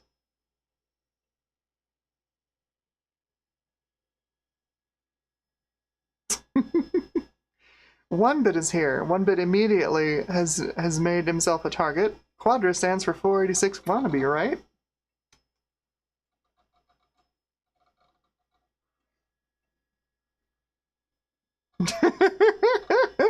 Gutbomb says, you're gonna try Quake, right? There is a version of Quake that's been compiled for the 68040, and I guess technically the 68030 with the 68882 floating point unit. Yeah, we can try it. I don't know if I have it on here. Let me check. I bet I do. I don't! Ha! I'll have to grab it and put it on here. We can see how it runs. It's not gonna run well. It's not gonna run well. Let's get into our control panels. Let's turn on our 32-bit addressing so we can get all of our RAM again. This is why I want my clock battery to work, because I hate doing this every single time. But we don't see two monitors. That's interesting. Maybe after... Oh, I bet because we don't have any extensions loaded. Maybe after we reboot, we'll see both monitors.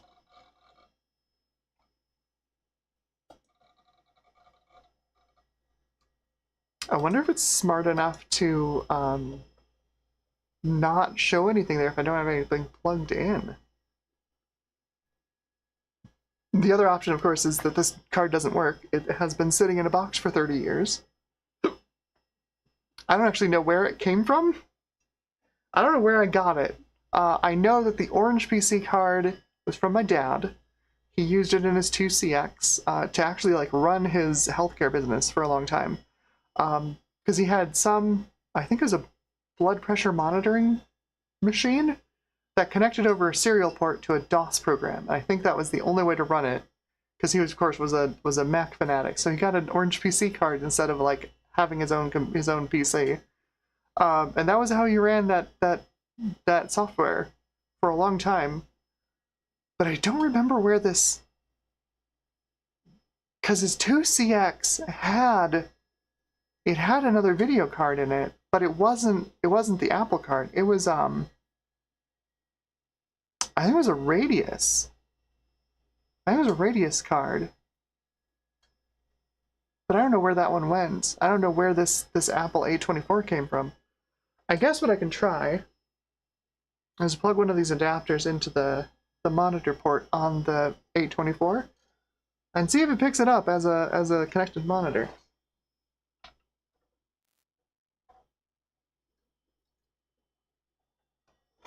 After a reboot, of course. Let's give it a shot.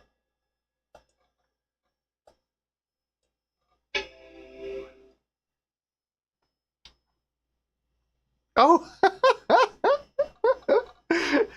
Gutbomb wants to see Quake on the orange PC. Okay, okay, I gotcha. Let me do some quick research on how to get, oh, we've got a weird, that's fun, we've got a weird artifact on the VGA capture. It's a little green up at the top. That's interesting. That's different. Do some real quick research here on how to get the shared folders working.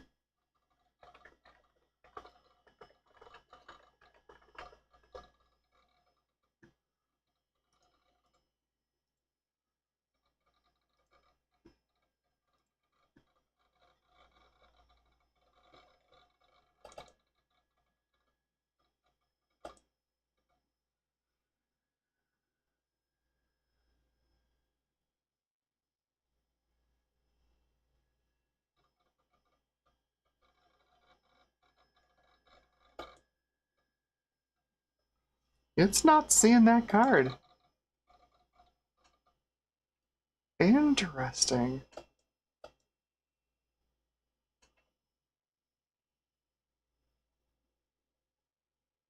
I guess I can try just plugging the VGA straight into the A24 and see if it boots up on that. Let's give it a try. The upper part of this screen is definitely greener than it was. Weird.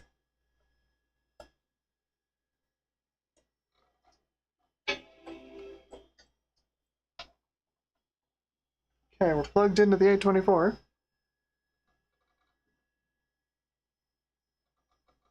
Will it figure it out? Probably not. I don't think I plugged it in soon enough.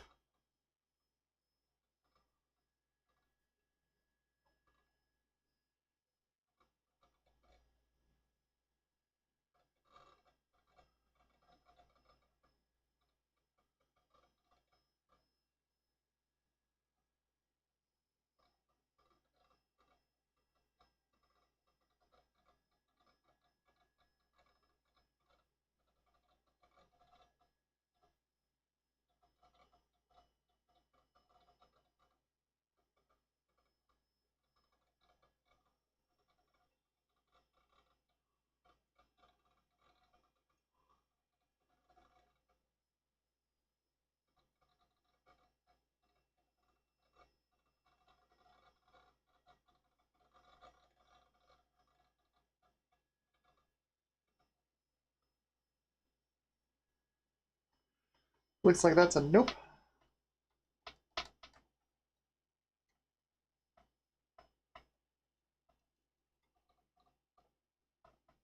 One sec here. Got one of these little adapters.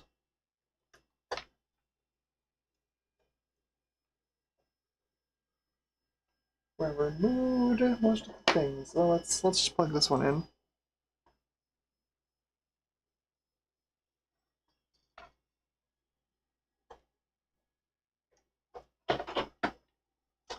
Come on, get in there.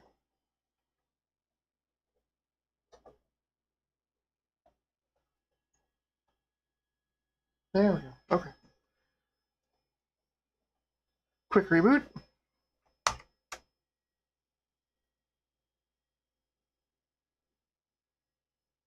Didn't like that. Let's see if she comes up on the 824. Hey, look at that! We've got a picture on the 824.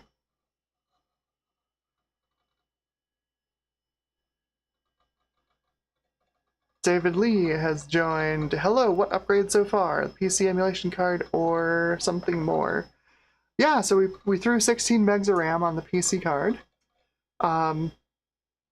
It's not quite an emulation card, right? Because it's got an actual 486 on it. But it does recognize all 16 megs that I threw in there. Right now we're trying video cards, and this is the Apple 824 display card? Display card. It's the unaccelerated version.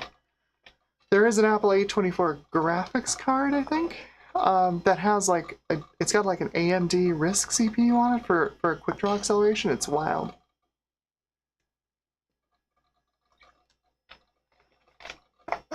At the moment,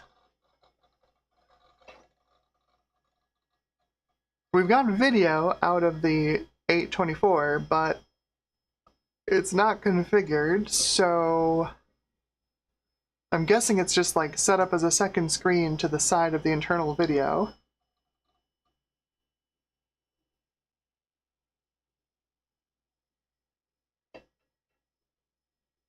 Efreet says software for the 824. Did you send a link? I think YouTube may have eaten your link. Yeah, I don't see a link, Efreet. I think YouTube may have eaten it. Alright, let me unplug the VJ here. Plug it back into the internal. We should see it now in the monitor's control panel.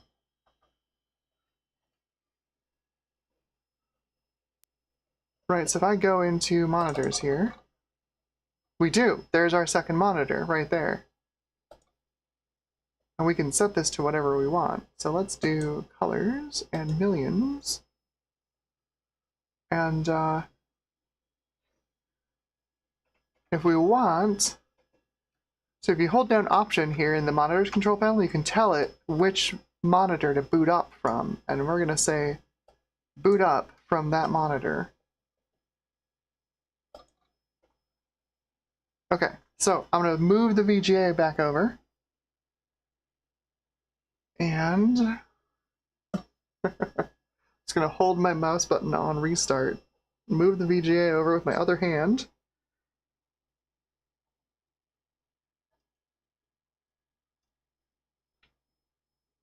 There we go. And reboot. Now it should boot up off of the 824. There we go. Look at that.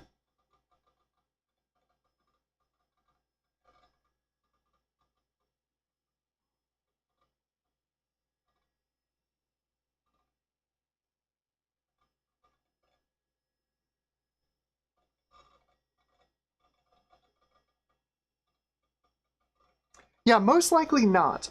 This is the non-accelerated version, and it shouldn't need any drivers. It should just work, because it doesn't really do anything. It's just a frame buffer. It's got like one trick. I think it's the slave block mode transfer or whatever. Maybe that's not. Maybe that's only for the GC version, but it's basically just a frame buffer. It's not like an actual graphics card. Not like the next card we're gonna look at.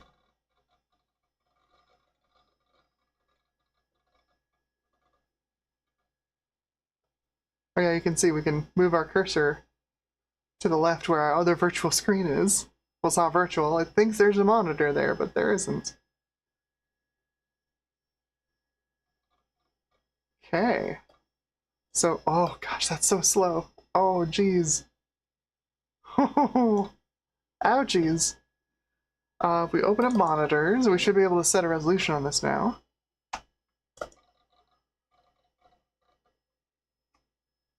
No. Oh, I know why, because I have the NEC adapters on there. That doesn't let you set a resolution. Let me put this Mac view. Whoops. I can hold on to it. This Mac view is one of the simpler Mac to VGA adapters. You can see we've got dip switches on the front here, and those dip switches are documented on the back. So I have this set up basically just to do VGA. So it'll do 640 by 480 or 800 by 600, depending on what you set it to. I'm gonna guess I'm gonna have to reboot this thing for this thing to see it. But I'm gonna plug it in. We should have resolution switching support. Once I've got that in there. Come on, get over there.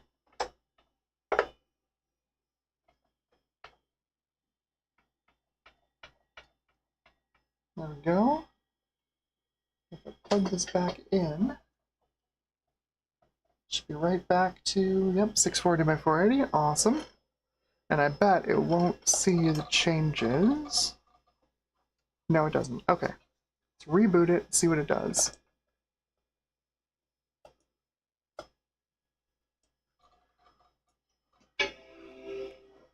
The joy of an old computer. Reboot, reboot, reboot, reboot, reboot.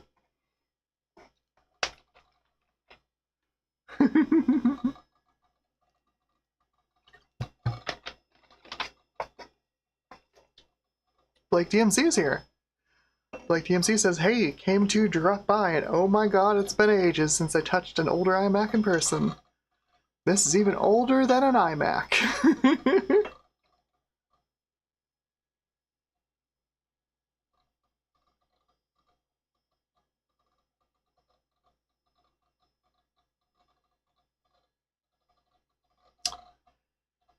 Well, looks like the 824 GC does not like this VGA adapter. That's annoying.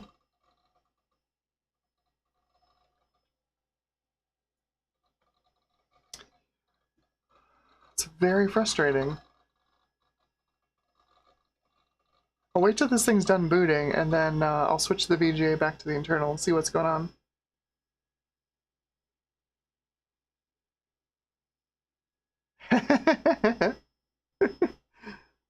Yeah, no, Blake DMC, the iMac was a model of Macintosh.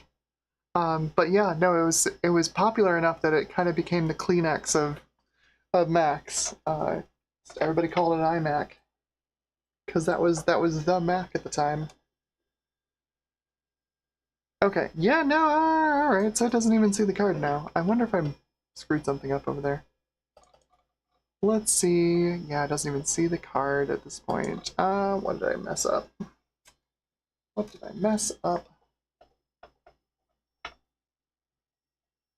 It must not think that there's something plugged into it, because clearly if you don't plug a monitor into it, it doesn't know. I guess the next thing to try is the Big Chungus. This is quite the elaborate Mac to VGA adapter. I have not tried this one yet. If I want this to be, set the dial to D.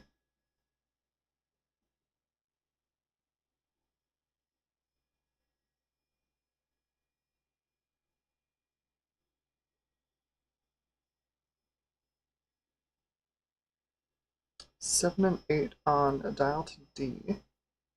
7 and 8 are on, set the dial to D. Let's see what it does.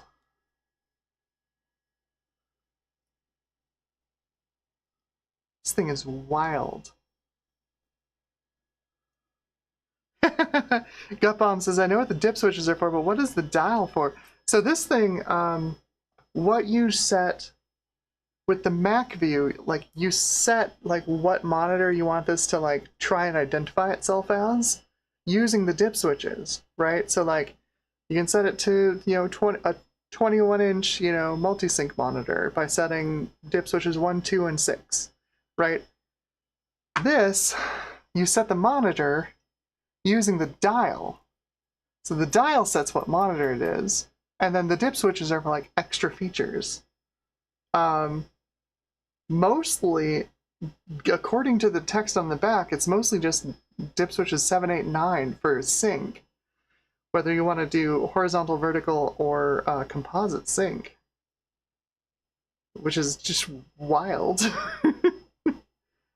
So we're going to try and make this emulate a 19-inch monitor at 1024 by 768, the forbidden resolution, and see if the GC can do it. I'm going to guess it can't, but I want to torture it anyway.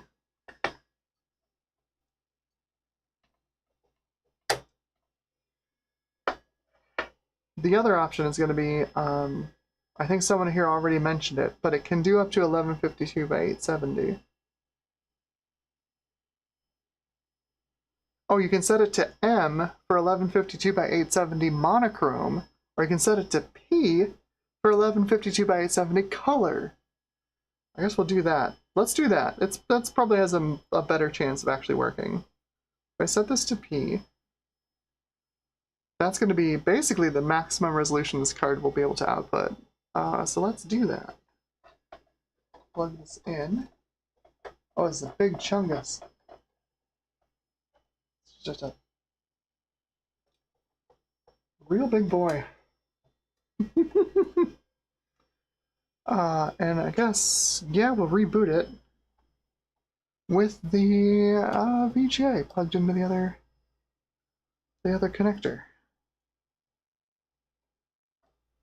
This is not jank at all. Get in there. Okay.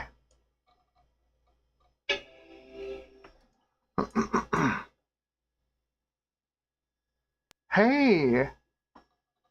That's something. Why is it brown?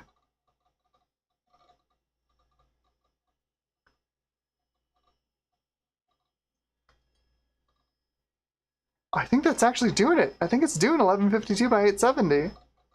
Why is it brown, though?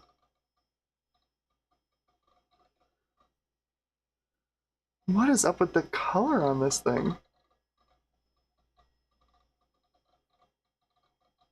I think that's 1152 by 870 with the normal checkerboard black and white, you know, the alternating black and white checkerboard. It just, it's kind of smearing together because it's VGA. I think it's working. Ifrit says it looks like a New World MacBoot screen. Yeah, no, it looks like a perfectly uniform gray, but it's not quite. I can see the cross-hatching at the bottom. There's individual pixels there, or there's supposed to be individual pixels there. Alright, I'm gonna swap back to the internal. That should be decor, setting the desktop background. Swap back to the internal. We can see what's going on. Go to the monitor's control panel. We should see the other monitor. Look at that! There it is! That's a big boy. That's a big boy. So let's set it to its maximum color depth, and we'll move boot and menu bar over.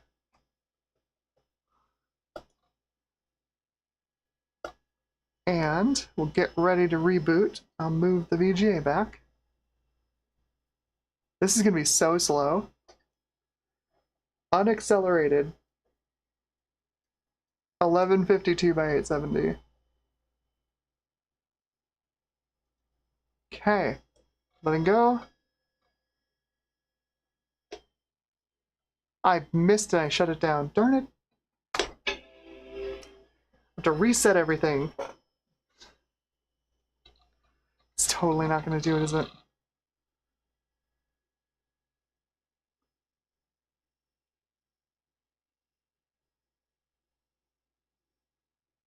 Yeah, nope. It's going to boot off the internal video. We're going to be back at 1 bit with no mode 32 again. Blast it. This is why I want my PRAM battery back.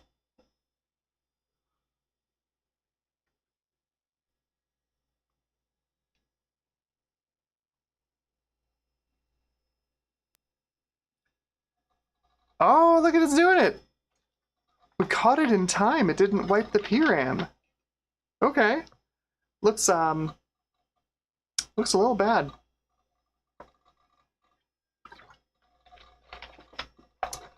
That is distinctly coffee colored. Wow, that is gross. Alright, so that's doing the thing though.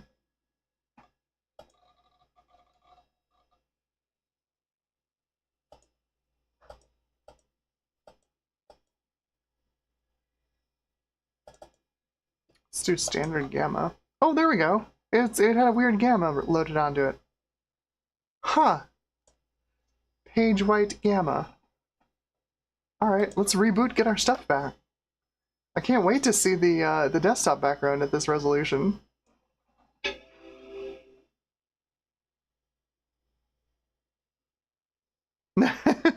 That's the idea, Ifrit. Ifrit missed the first part of the video.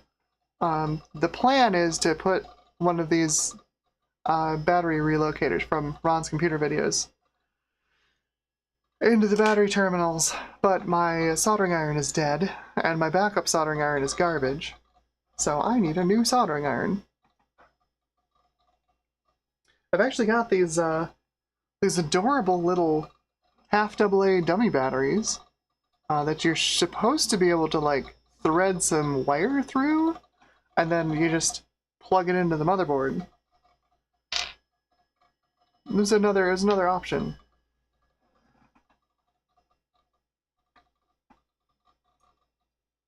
Ifrit says, get a pine cell. Yeah, I mean, I got a knockoff pine cell, and that's the one that died. Maybe I can just get a regular pine cell, but, you know, this one just kicked the bucket on me. I suppose it is a knockoff. Buy nice or buy twice.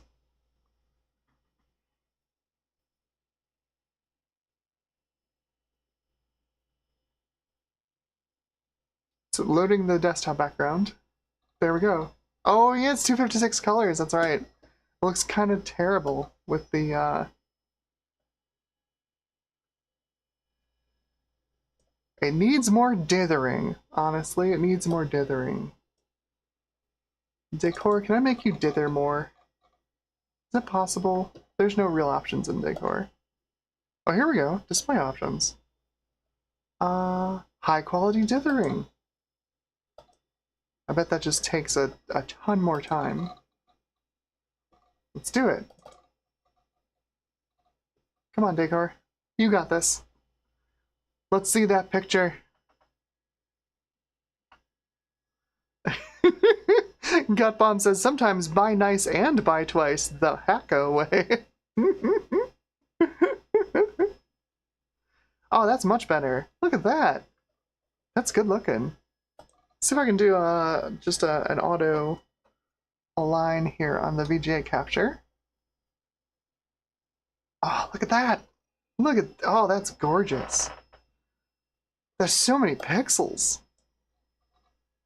Look at all those pixels. Whee! That's an awful refresh rate, but that's, you know, what are you going to do? It's 25 megahertz processor. How do the toasters look? I need to know how the flying toasters look. At this resolution. Give me toasters. That's not bad, actually.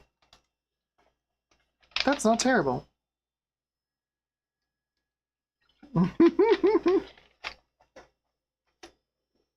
Raptor Engine wants to see the PC card. It's gonna be a tiny little window, but yeah, I'll run it. No worries. Orange PC. Start it up.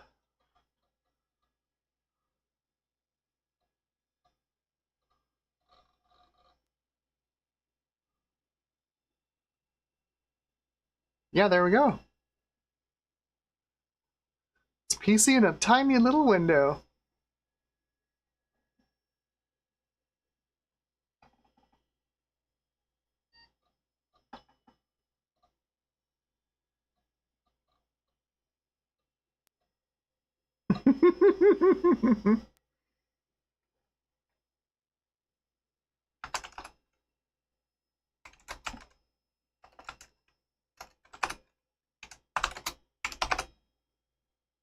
There it is. It is a PC for the moment. Oh, that's funny. That is funny. It's gonna take me a little bit to figure out how to get the shared folders working. So I don't think we're gonna run Quake on the PC today. But that's definitely a thing that'll happen. I will do that.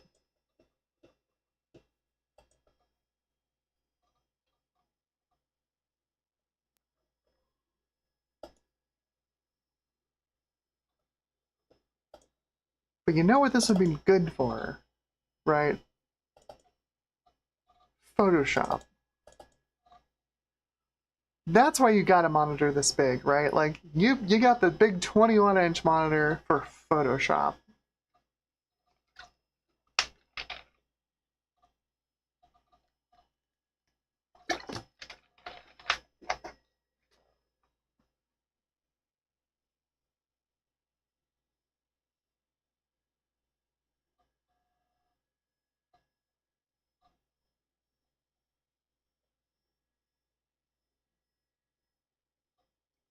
Woof. Should not fast. That's for sure. Should not fast. Let's open one of these JPEGs. That's gonna bring this thing to its knees.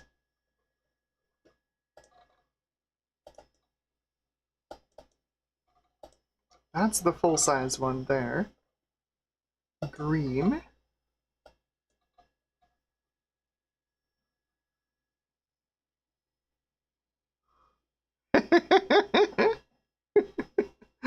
Raptor Engine, did you pay for the subscription fee? I don't think that Adobe sells this version anymore. I'm pretty sure.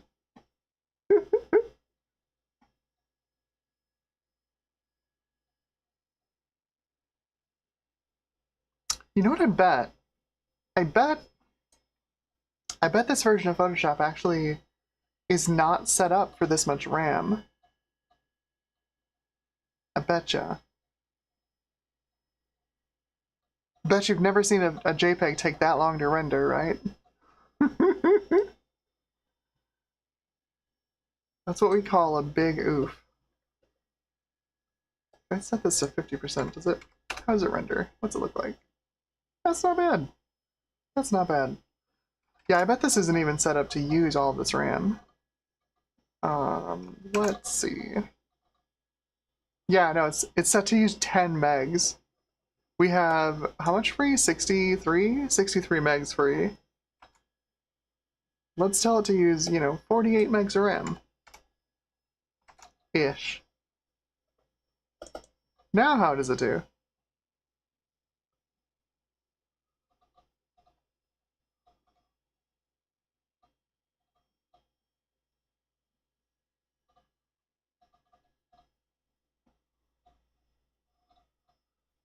David Lee asks, so I understand the Quadra is similar in power to a 486. I've only ever played with PC. What's the strength of Mac? Is it faster memory, hard disk performance? So the first thing to realize, David, is this machine is from 1991, right? So we've got an interface like this, where you've got a desktop paradigm and you've got, navigable folders in your drive. You've got built-in networking, which I would demonstrate, but like I said, my home lab is broken. You've got, there was program linking, like there was a remote procedure call, although not a lot of programs used it. Again, 1991, 4 years before Windows 95 came along. Macs in the early 90s, late 80s and early 90s were incredibly advanced computers versus pretty much anything else out there that wasn't either a Sun workstation or an SGI machine. That's basically where the Mac was in terms of like the computer hierarchy. Now, the PC caught up pretty quickly, right? Like with Windows 95 and by the late 90s with the Pentium and the Pentium 2, the PC was pretty much caught up to where the Mac was, but early in the 90s and in the late 80s, the Mac was way ahead of the curve in pretty much every aspect of usability. So right now, for example, we are currently running a machine that can display on 2 monitors at once. If I take, I've got a PC card in here that'll run, a full 486 if we want to run Windows 3.1 on it. And we could do all of the stuff on one machine. Again, from 1991. Like, this thing is kind of wild. And we saw this just open, as an aside, opening this JPEG way faster. Once you tell Photoshop it can use all this extra RAM, it does not have to write to disk anymore. I can just load the JPEG right up into RAM. So that's pretty cool. Let's see, the classic benchmark for one of these machines was to do a Gaussian blur. So, let's see what it does. We'll make the radius 2 pixels and hit OK. And how long does it take? Probably a long time. Yeah, that's slow. Oh boy. Yeah, no, that's slow. Again, 25 megahertz, 68040. It does have a floating point unit, but like, it's only so much you can do with 25 megahertz. Just doing a bunch of math. Raptor Engine says, in 1991, I was -8 years old. And like, this is the big tragedy, right? With Apple in the late 80s and the early 90s, is that they had this huge lead on the Windows PC space, and they just squandered it completely, mostly down to mismanagement. Pretty much in through the mid 90s, so from like the late 80s through the mid 90s, every good computer and good idea that Apple came up with was basically a skunkworks project run by engineers, like rogue engineers inside the company, because management had no idea what they were doing. The Mac 2, the original, like, the big boxy open Mac that you could pop open and put cards in, was a skunkworks project. They didn't want to make it. And then their engineers came and like, hey, we have this fully functional prototype of an expandable Mac. And they're like, oh, Actually, that's a good idea. We should sell that. Yeah, no crap, you idiots.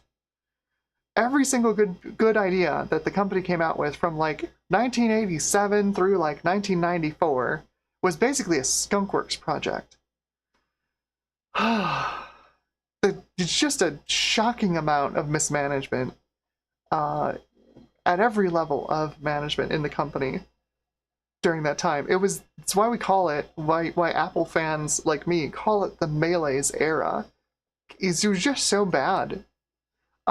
Every week or so, well, every month, Macworld would speculate on what company was going to buy Apple, the shell of Apple. It was just bad. It was not a great time. So we've got the network. Let's make sure it's up and running. Let's hop on Netscape and see if we can grab some stuff for that orange PC card. All right, my control panels are hidden here. Turn my mouse speed up because that also gets lost with the PRAM battery. Super annoying. Network, we're going to go with the built-in Ethernet. Yes, really, thank you. Exactly, Gutbomb says, beleaguered computer maker Apple. Yeah, that was basically every time the press talked about Apple. Apple was the beleaguered computer maker. Beleaguered computer manufacturer Apple. Let's see, let's get TCP/IP on here. Where is it? There it is, Mac TCP. Ethernet, we've got an IP address assigned. Let's make sure it's working. I'm sure it's probably fine. But I have a ping utility, I think, in here. Right? Maybe? That's... Did I not copy the ping utility in here? Mac ping is, that I think is AppleTalk, not TCP/IP. Yeah, that's AppleTalk. Crud. I thought I put a ping utility in here. I did not. That is not smart. Oh well, we're probably online. It's probably fine. Let's fire up a little Netscape.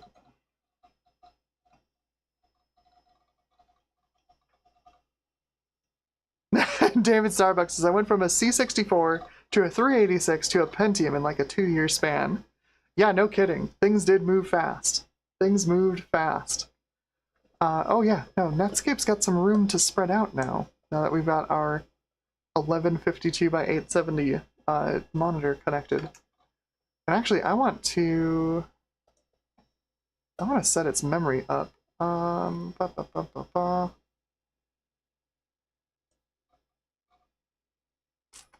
Find original. There we go. Look at it. It's right? The go through a shortcut, find the original to the shortcut. How long did it take Windows to get that? Was that the plus pack for Windows 95, or is that in the base Windows 95? Let's give this thing, I don't know, 12 megs of RAM. Triple its memory that it can use. Have you ever seen a web browser use only 4 megabytes of RAM? Welcome to classic macOS, where the memory is scarce until it isn't.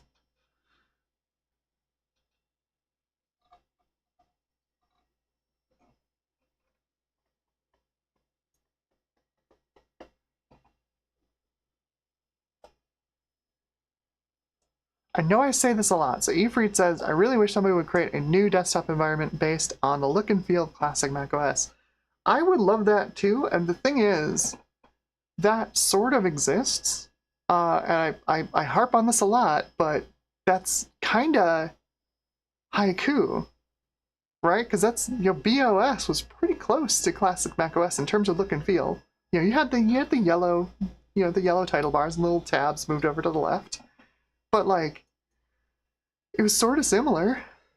It had kind of the same aesthetic.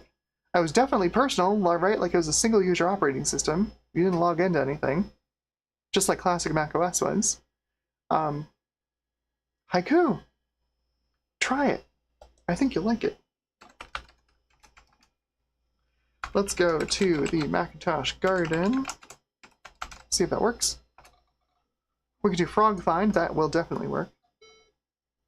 Garden is not working. Why is the DNS not working? Why is it's always DNS. It's always DNS. Why is it DNS?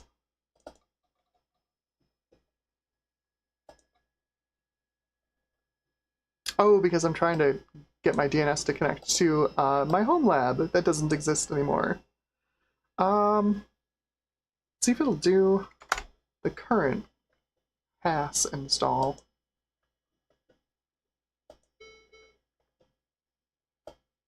Change the DNS, you have to reboot your Mac. That's so bad. Oh, terrible. It's ridiculous. That is ridiculous.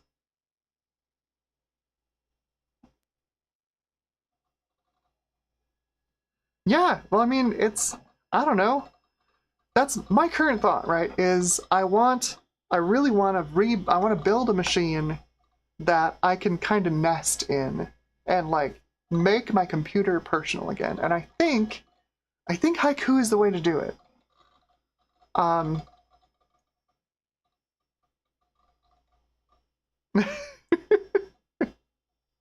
Raptor and just hot swapping will burn your hands. Just wait. We're playing with the A24G or the A24 display adapter or whatever this is, the terrible one. But we're gonna do the next video card we look at is perfectly capable of changing resolution on the fly. Perfectly capable of it. I just want to see if I can find some more support files for Orange PC.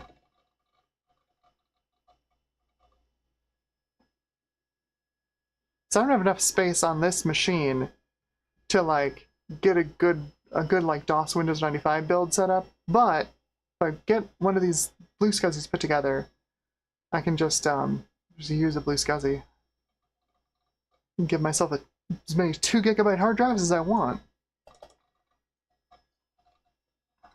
Alright, so let's see if this will do this time.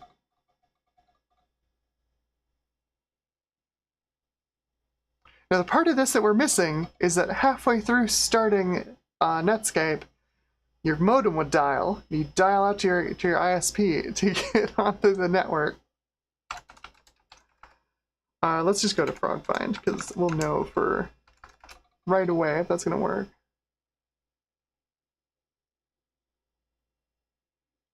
Pretty please?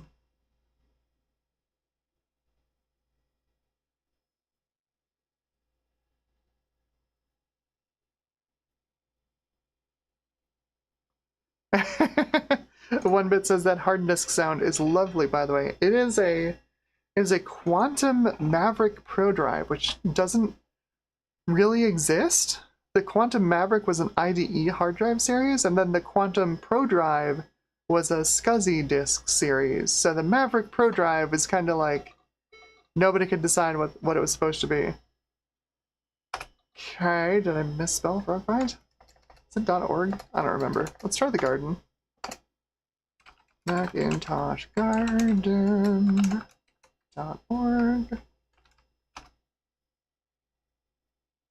No, my DNS isn't working again. That's my fault. I should not have set it to my home assistant because I probably don't have AdGuard Home installed, is my guess. I'm smart. That's not what I want. I want TSP. Let's just set this. We'll just set it to Google. Whatever. It's fine.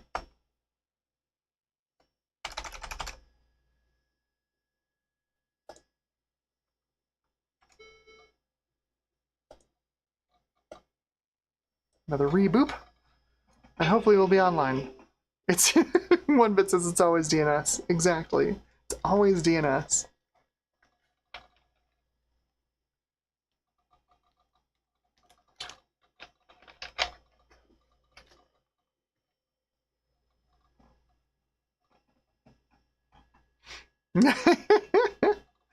Hey, Freed says DNS is for newbies. Type in the IP address like the gods intended. If only these websites would have, you know, perfect relative URLs. You can just use the IP address. It'd be fine. Don't worry about the virtual hosting. It's just not a big deal. Just go to the straight IP address. You'll definitely get the website you want.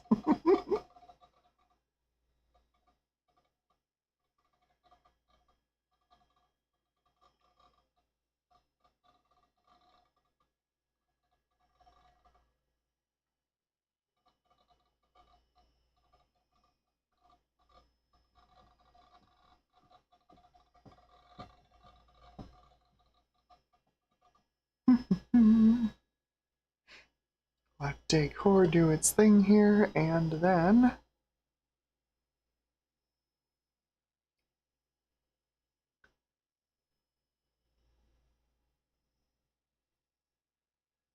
there we go. One last try, see if we can get online.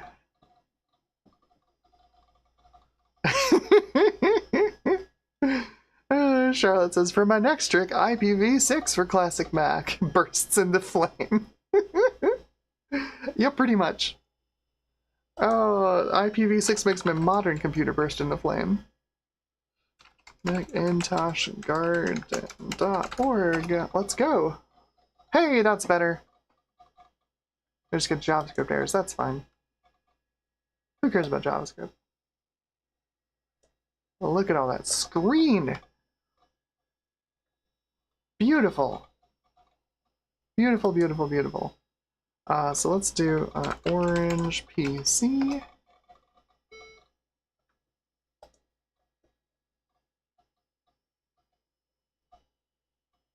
Oh, right. They have some weird JavaScript on their site that does the searches. Oh, no.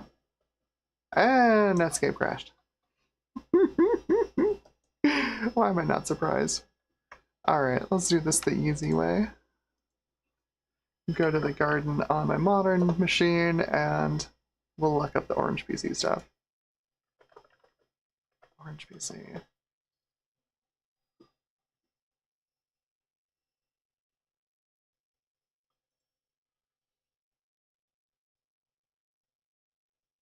There we go. Orange Micro PC driver disks. Ta-da! We've got an Orange PC boot disk. Very nice. I don't think I'm going to be able to like set this up today because my USB floppy drive is not working. But that's the stuff I need. An Orange PC specific boot disk. Somebody's even been nice enough to drop a full Win98 install on a C drive image just out here. That's pretty great. I'll snag that. Why not? We'll run Windows 98 on 486. I'm sure it'll be fine. I'm sure it'll be fine. Raptor Engine, can you get speed sys? Yeah, I know. I gotta get the DOS bench stuff. That's half of the reason I'm even bothering with the Orange PC card. Alright, so the next thing to do is the next graphics card. This one's a little more interesting. So we've been using this unaccelerated Apple 824, which has been nice, right? Like it does 1152 by 870. It's very high resolution. The VGA output is quite nice. Am I locked up? No. Where's my my mouse cursor's on the other monitor. You know, like it works pretty nicely. Especially if you were running this as a second display, right? If you didn't have a whole bunch of stuff on this display, you ran your other stuff on your primary display. It ran okay.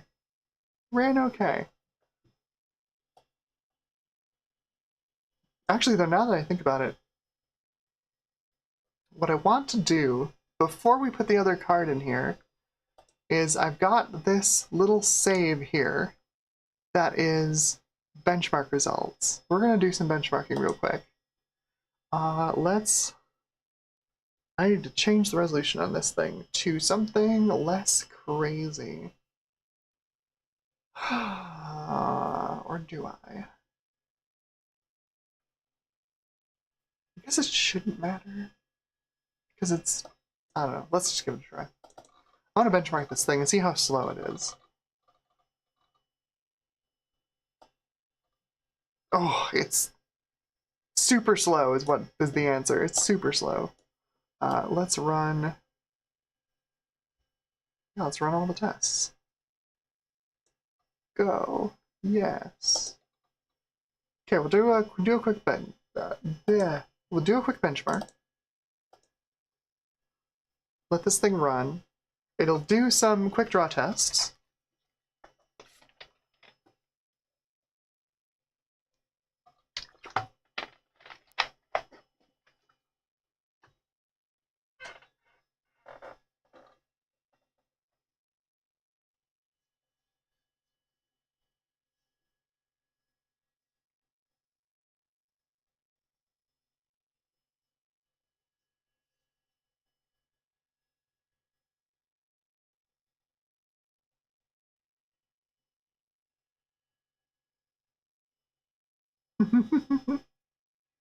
Yes, I do. David asks, do you work in IT? I do. I do implementation, programming. It's my day job.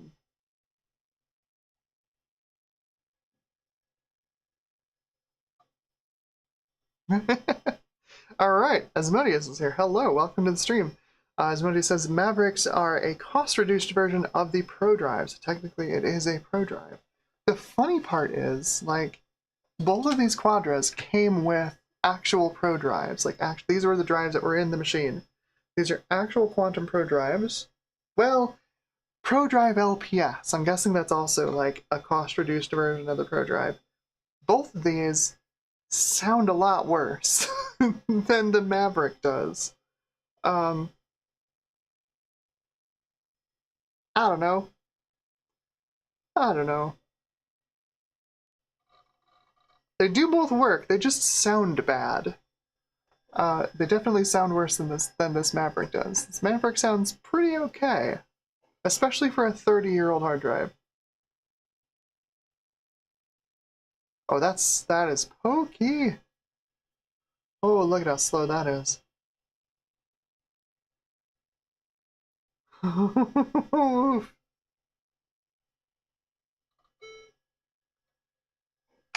There we go.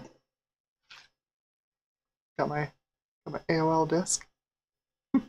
This one, unfortunately, this does not work. I really wanted to put some funny stuff on it, but the disk is dead. Okay, so I want to save this. I've got this with the built-in video. I've got a benchmark of this with the built-in video, and yeah, you can see we are slower. There's our video performance down here. The built-in video gets up to almost 5, whatever 5 means. But we're just barely over 3 with the 824. Just barely. And it's definitely slower at higher bit depths, which makes sense. It's basically a frame buffer, right?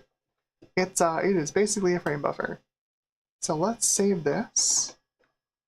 This is Quadra 700 with full 8. It's the H24.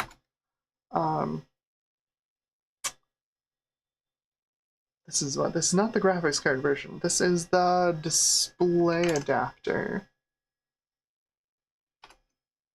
Also 68 megabytes of RAM, maxed out. Okay. It's of RAM. Okay. Go. I've got my save file on the desktop. We'll put it right in there.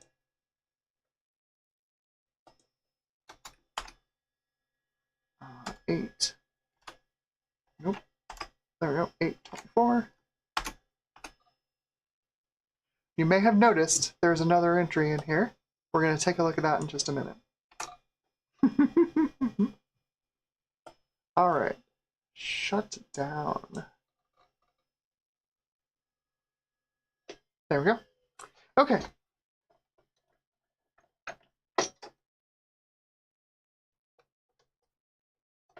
So this big honking Mac to VGA adapter does the thing. It definitely does the thing. I'm gonna set this to, I guess 1024 by 768. So I know this card will do that. That is D, and we'll set same jumpers. Okay. So we're gonna pop out the 824. And we're gonna pop in, we switch over to the desktop so y'all can see it. Da-da, there we go. We're going to pop in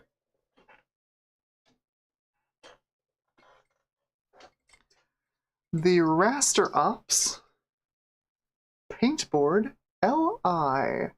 And this is an accelerated, supposedly accelerated, graphics card for new bus Macintoshes.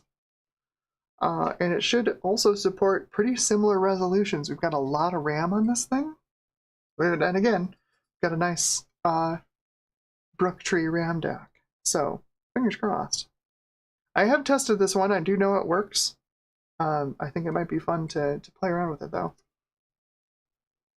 That's going to go right in there.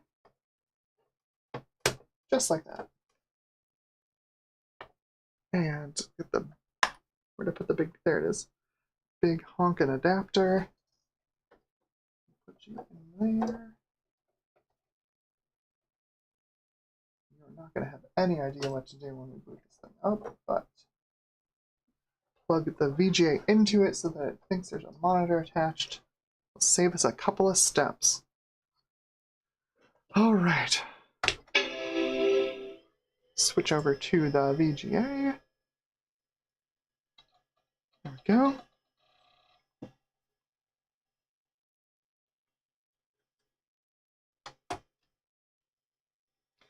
Take a little bit here to check all that RAM.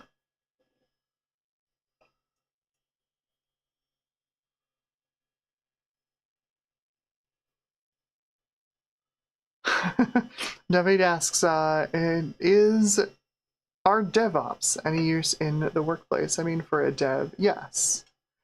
In fact, the company I'm working for has just hired a new team of DevOps. That's pretty.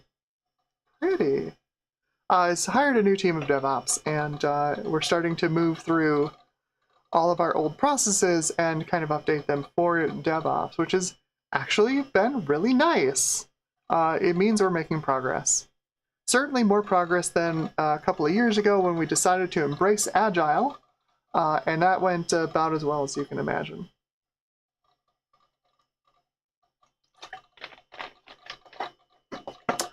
Embrace Agile, but with no budget for, you know, for GitHub or anything like that. We'll still be Agile.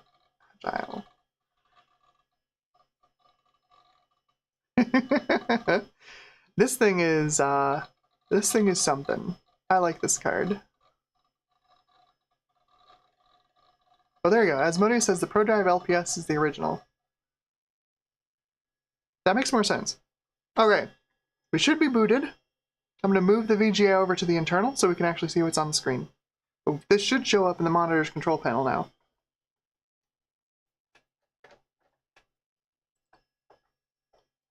Okay. Yes, and we have rebooted to, oh no.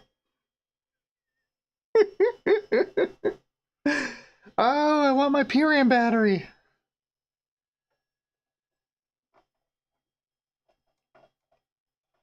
So we've lost our 32-bit mode, which means I needed to hold down Shift when we booted up. So I will do that now.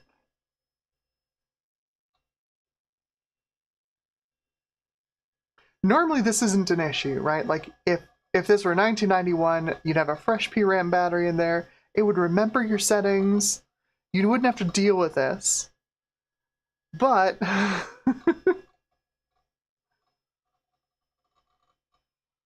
I kind of thought, I'm like, you know, I wonder, what if I just buy like a pack of half double A's and just like use them temporarily?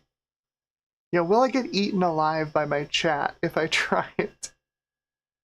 I'm like, no, you know what? I'm gonna do the battery relocator. I'm gonna do it the right way. I'm gonna do some soldering. It'll be great. I wish I had bought the pack of half double A's, honestly. Okay, so we should be booted up. We're in extensions off. So decor is not going to corrupt our system RAM. We should be able to move this over to the built-in video, and we should see a second monitor in the monitor's control panel. Also, we can turn our 32-bit addressing back on.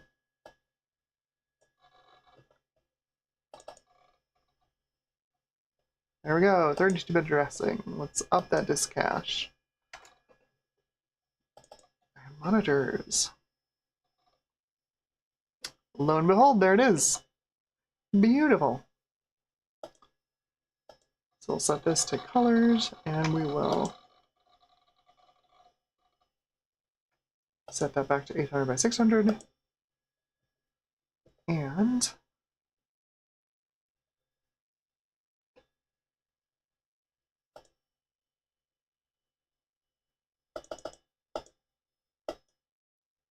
set that one as well.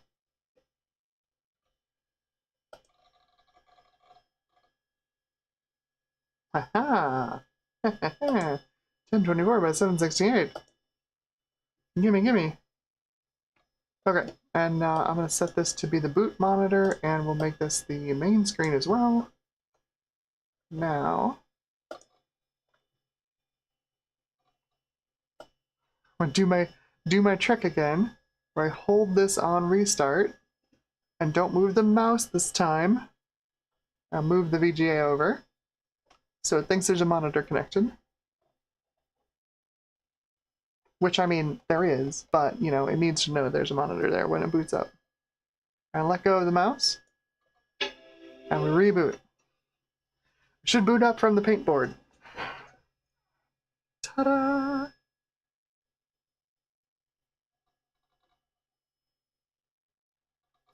Fingers crossed.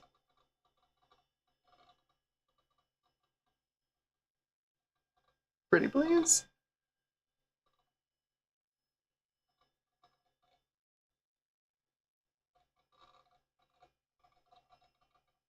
Oh, come on. Why are you not showing me anything? Oh, jeez. This would be a lot easier if the PRAM actually worked. It would remember it's supposed to boot off of this board.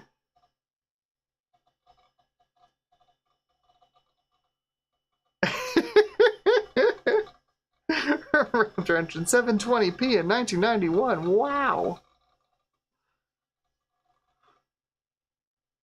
Gutball is being sarcastic. What a card!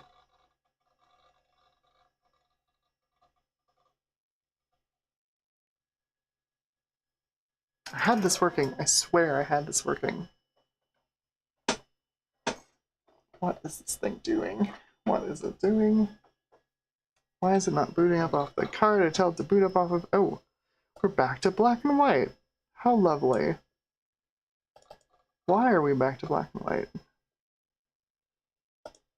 Please remember what I tell you. Completely forgotten everything, including the resolution I wanted you to boot up on. And that you're supposed to boot up off the other card. Come on.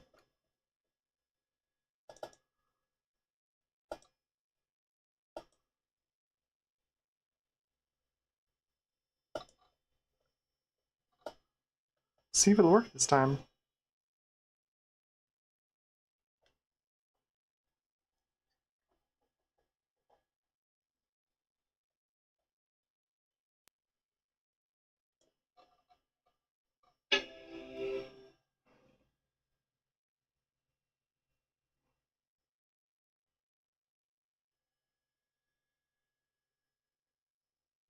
There we go. You just gotta be insistent about it. You have to tell it like 4 times before it actually figures out what it's supposed to do. That is Is that 1024 by 768? I think that's higher resolution than that. I feel like we're back at 1152 by 870.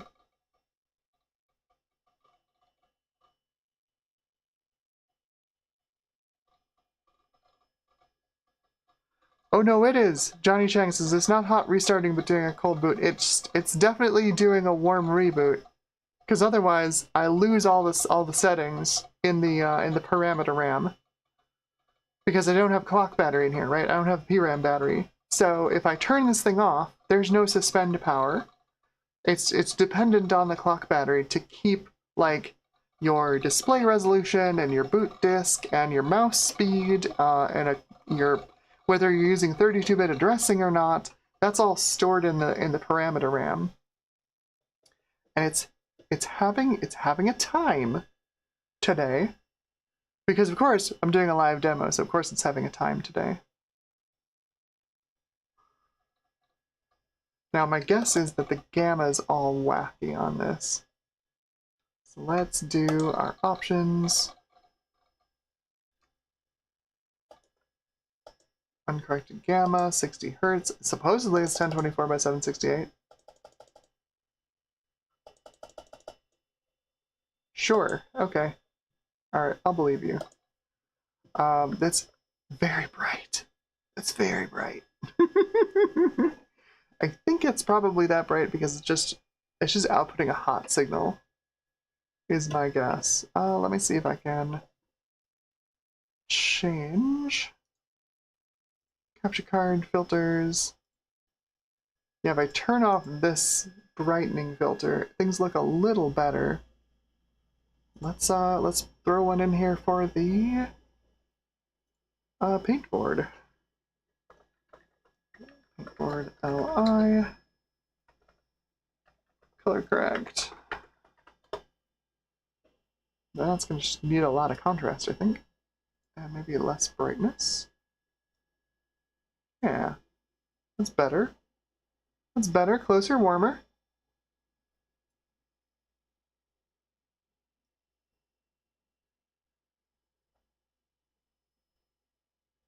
Yeah, that's alright. That's mostly there. Okay. We just have a hotter VGA signal out of this card. That's fine. Now because we've got a Rastrops card, we can use the Rastrops control panels, and they do funny things. For example, they make loud noises when you press their buttons. But also we've got some actually useful features. There's some actually useful features. If I open up the... Where is it? Rastrops controls. There's some actual useful things that this card can do. You can do dynamic zoom, right? So it's not working. Nice, excellent. Horizontal positioning. I don't know what that does. There is, yeah, depth flipper. So like I said, this was one of those cards that could actually do on the fly, well, not resolution change, but, you know, depth changes at least.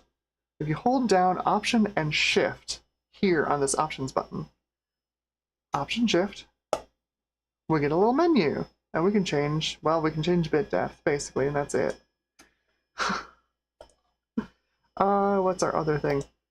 You can do fine sync control, syncing the paintboard to a camera if you've got Genlock. And yeah, that's about it. The pop-up menus is like, I think it puts your Apple menu on your cursor on the desktop, like X Windows. Way back in the day, you remember X Windows? Before Wayland. Anyway, this should be... it's not especially faster than the 824, but it's a little bit. So let's run the benchmarks on this. Let me do a quick auto adjust so we get our resolution right here. That did nothing. Awesome.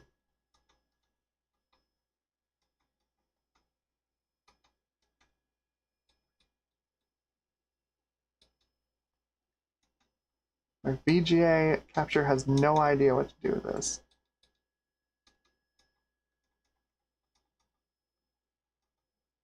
Well, we can see most of the screen. It's fine.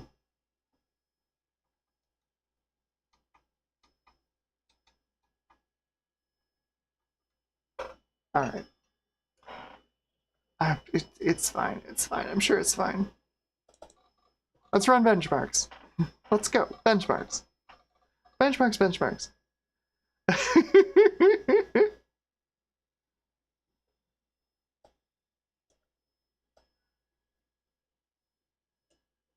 Okay, so we've got... So there's, let's do the 824, because that was the one we just looked at. And we'll run all of our tests. Yes, go to that disk. Go. A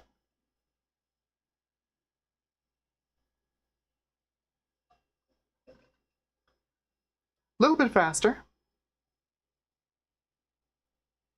A little bit faster than the 824.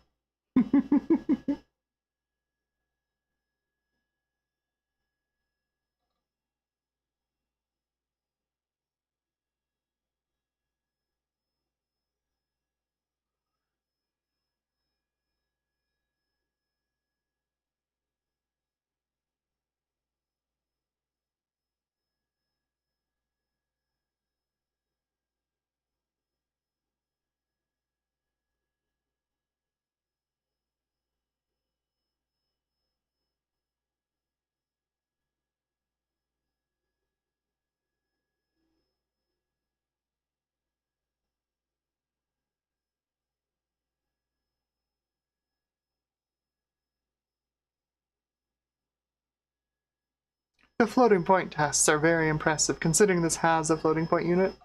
It compares it against a Mac Classic, which doesn't have a floating point unit.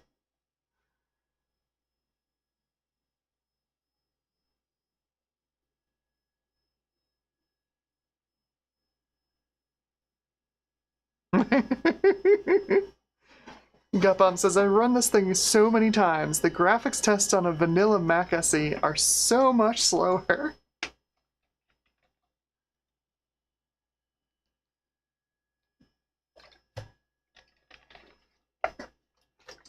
Quadras are good, actually, turns out. It's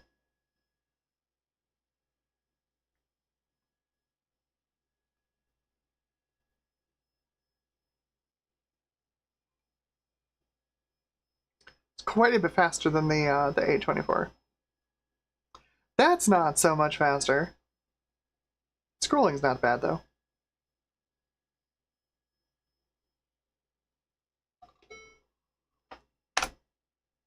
Okay, so what did we get? So you can see we are indeed faster than the 824, right? So the 824 got us, what, 2.46 in 256 color mode? And the paint board gets 3.62. So it is about 50% faster or so. Not bad.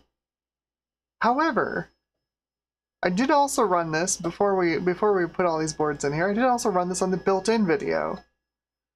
And it turns out the Quadra's built-in video is very fast.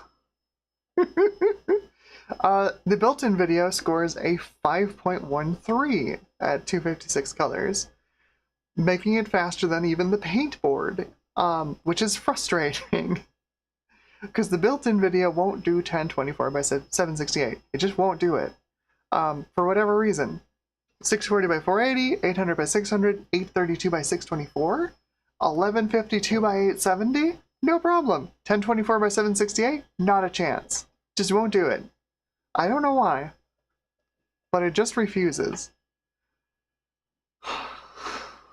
So, there it is. Paintboard's not bad, but it's not super fast. Some of that is down to, Gutbomb asks, can you compare that against a Quadra 650 if your machine definition file has that in there? I don't know if it does. Let me check. The one that I'm saving to on my desktop is just this Quadra. But I might have the default one still here. One sec. Where did I put speedometer? There it is. Got a machine records file, so let's open that up.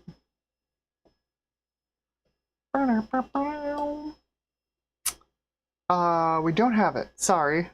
Here's the default records. We've got an LC3, an LC475, and Pentium 166. I think running an emulation. Which, yeah, it makes sense. It's a lot faster. Yeah, alright. But like, yeah, LC475 is faster than the paintboard, sadly. Pretty much same speed as, in graphics performance anyway, pretty much same speed as the stock 700. Got Bomb says, I might have to bust out the 650 and compare. Are you streaming for a while? We've got one more graphics card to look at. So, yeah. I mean, if you want to dig it out and have a look. Wait till you see this thing. Do you think the paintboard looked impressive?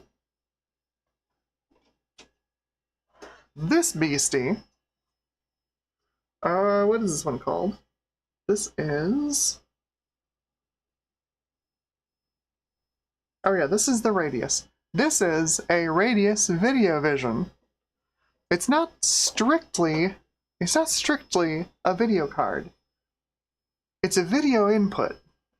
But it will also display video. So there's a couple of things going on here. The Video Vision is supposed to come with a breakout box, which I don't have. However, it does also display video through this Mac video port on the back here. Because if you want to preview the video that's coming into this card, this is a video ingest card. If you want to preview the video that's coming into this card, you can't send it over the NuBus slot. It's not fast enough. NuBus was a really impressive frontside bus, not frontside bus, but expansion bus technology back in the 90s, late 80s and early 90s. But it was a lot faster than ISA, right? It's 10 megahertz, and then in later machines it's 20 megahertz, and it's a full 32-bit bus. So it's significantly faster transfer speeds than ISA can do, even 16-bit ISA. However, it's still not fast enough to move video frames, in real time over the bus. There's just not enough bandwidth. So what this does is it's a simple video card and a video ingest card, and same thing. So you bring video in through the breakout box, and then it gets displayed on the monitor that this also drives. And from what I understand, this will output one resolution, which is 832 by 624, and that's it. That's all it'll do. I think 256 colors, maybe? Because it's entirely designed for previewing the video that it's pulling in from the frame grabber. So we're going to see if it works. It's in pretty rough shape, if I'm being honest. This was pretty cheap on eBay. It looked okay in the pictures. It's in kind of rough shape. There's a lot of light corrosion on this end of the board near the connectors. But we'll see. It's all solid state components. Solid state. It's all like tantalum capacitors and MLCCs and stuff like that. No electrolytics on it, but who knows? It doesn't mean anything. What I need is my big fancy resolution selector. So I've already got a test for the paintboard, so I'm going to just close speedometer.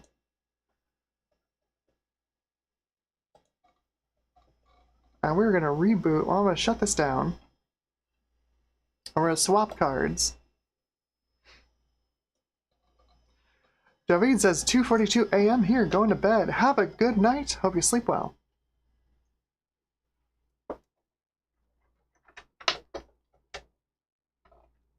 So let's get that big chungus adapter. So I'll set 832 by 624. That is F. Okay, and We'll pop the paintboard out. The paintboard gets warm. This thing's definitely doing stuff. It gets a lot warmer than the 824 did. It's still kind of a cool card. Like, it's kind of useless in terms of, like, driving a single monitor as quickly as possible. But, I don't know, maybe someday I'll get a second monitor for the Quadra. It'd be kind of cool to have a dual monitor setup. Again, 1991, dual monitor. You can put two paintboards in there, have a triple monitor setup. Alright, so in goes the video vision.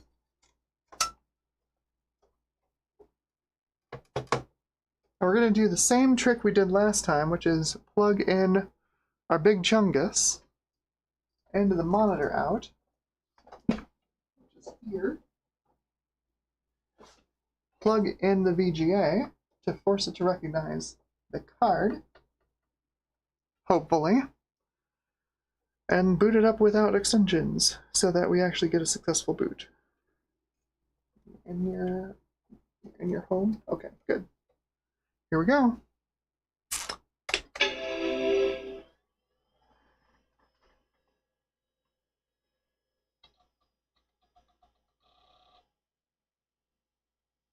That's already a bad sign. We've got no video on this monitor.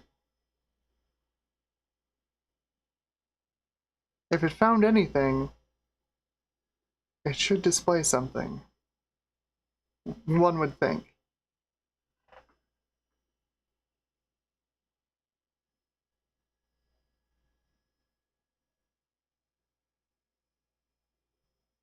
We'll give it a second. It's got to check the RAM. Now, do we get a display? No. We're booting. We should be booting with extensions off. So I'm going to swap back to the built-in video.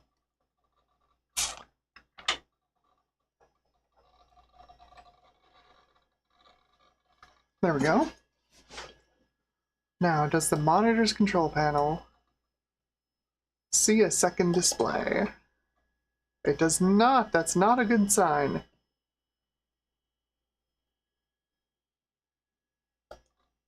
That's not a good sign at all.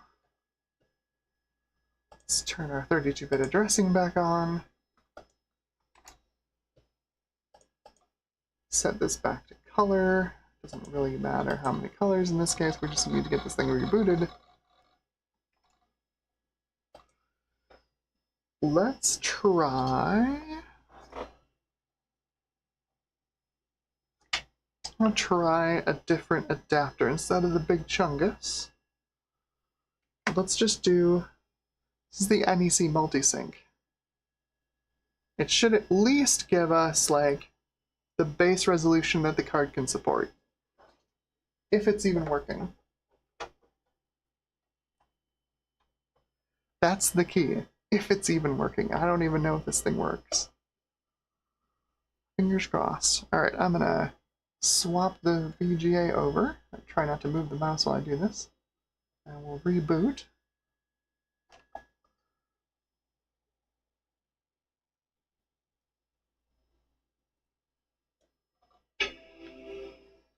Do we get signal?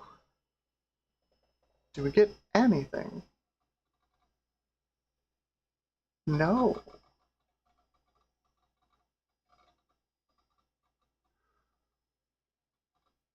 I think this one might be dead.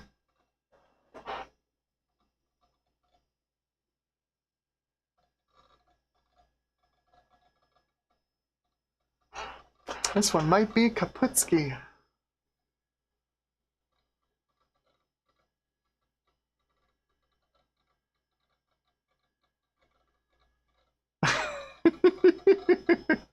Raptor Engine asks, did you change your thermal paste? I don't know if this thing even uses thermal paste. Like, there's a heatsink. Clearly, there's a heatsink on the CPU right there, but I don't even know if it uses thermal paste. It's just clipped straight onto the CPU.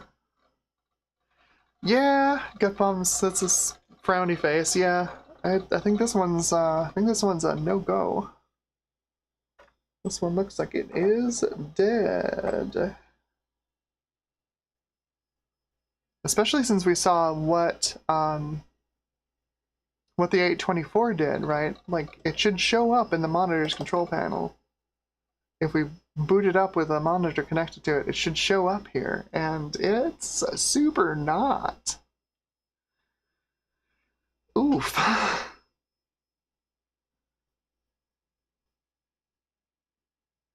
Crud.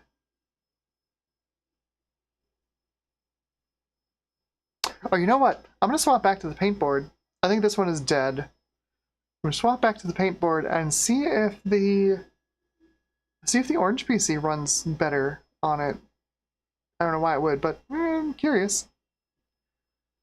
Supposedly, there should be some kind of a performance benefit from two cards talking to each other, even though the motherboard controller can't talk to it, and it's weird. I believe card-to-card communication on the 700, on the Quadra 700, runs at 20 megahertz, but card to mainboard is 10 megahertz. So it might go faster on the paint board. Maybe. So let's get Lechungus and get it up to... I guess the 1024 by 768 was kind of a terrible resolution because it was too far stretched out. Let's do... We'll keep it on F. 832 by 624. See what that does. Pop out the video vision. This is going to go on the wall of shame. It's unfortunate. It's quite the card. And all that video card. It's quite a lot of video card. Alrighty. Grab the paint board again and drop that in.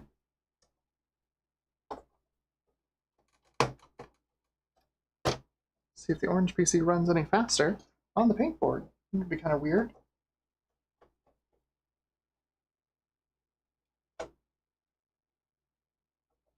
Weird but cool.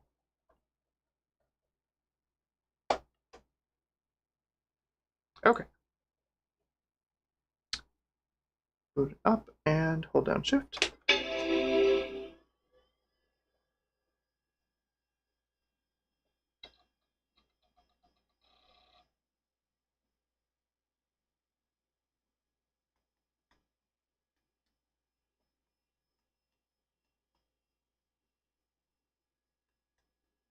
Oh no! Bruce says, hello! YouTube did that thing where it unsubscribed me. I didn't realize until I tried to say hello. Oh. Yes, the daughter board is removable. It's extra RAM. Take a look at it. It sure doesn't look happy, that's for sure. The paint boards are working.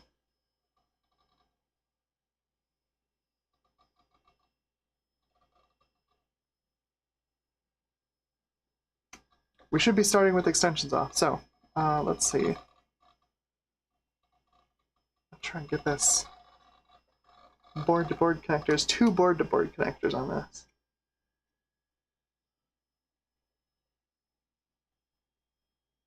I mean, it's not great looking. There's some corrosion in there.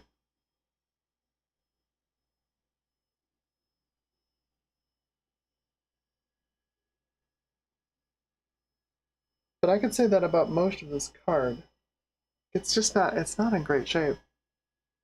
It's unfortunate. The pictures on the eBay auction looked pretty good.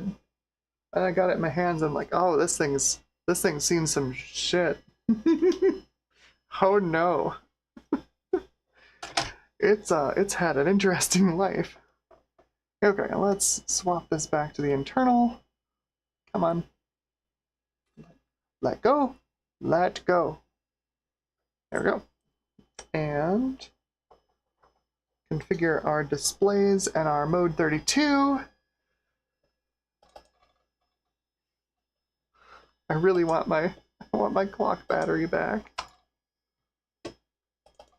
I'm so sick of doing this.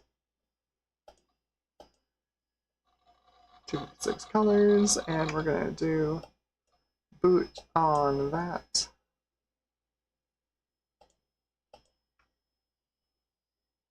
Colors, 256. 832 by 620. This thing doesn't apparently care. I have the mode dial set to 832 by 624, and apparently it does not care at all. It's just like, whatever. I'm sending 1024 by 768. I don't know what you're doing. Alright, so I'm going to do the trick again. Reboot. Move the VGA before I let go of the mouse. So we don't lose connection to the paintboard. There we go. Reboot.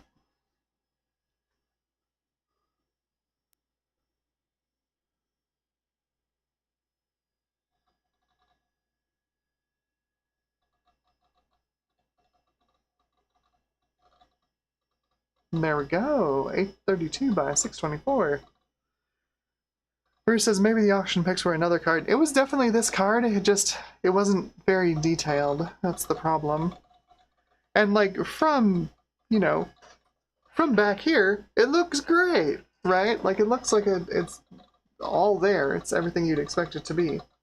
But it's not until you like get real up close and personal you can start to see the corrosion, like in the solder traces and stuff.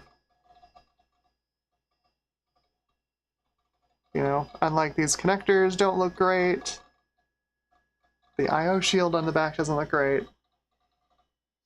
This part of the board, wonderful, looks fantastic. This part of the board, not so much.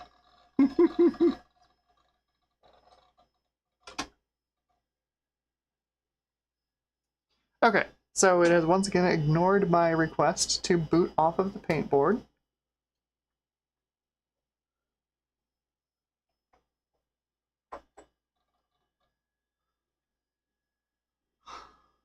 As usual.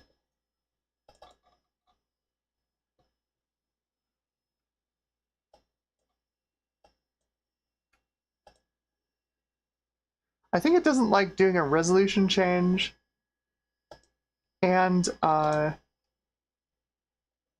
boot priority change. I think it doesn't like doing both of those things at the same time. Alright, so that should boot off of the paint board. Fingers crossed. Ah, I want my PRAM battery back.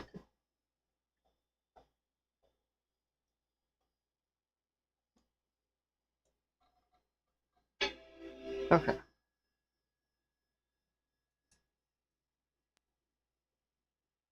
Oh no! Gutbomb's speedometer is crashing on disk testing. That's no good. We got, the internal graphics was a 5.13, I think, for 256 color. And now we are finally booting off of the paint board. Wonderful.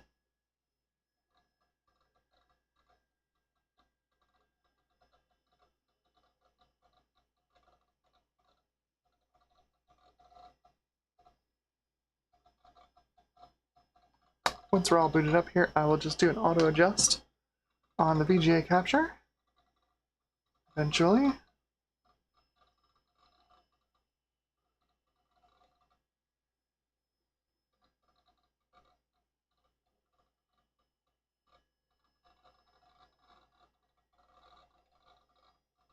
Okay.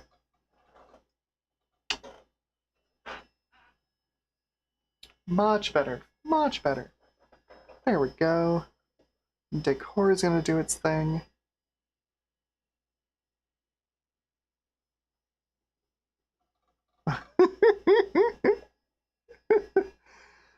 Oh, it's a comedy of errors, isn't it?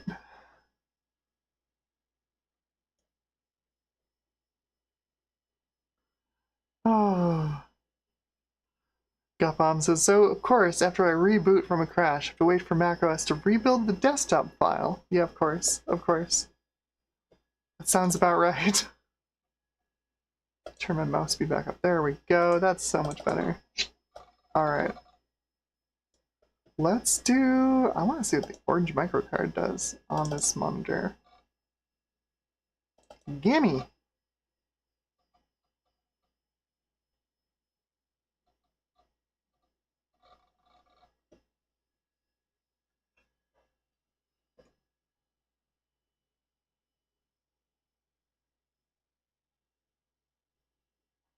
Oh yeah, absolutely. Gutbomb says it takes a long time to rebuild the desktop on a 2 gig volume. It sure does. Sure does.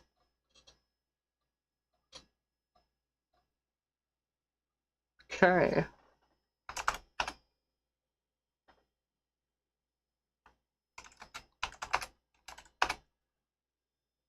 That's not bad. That's not bad. That seems pretty quick. God, I wish I had some other stuff on here, because, like...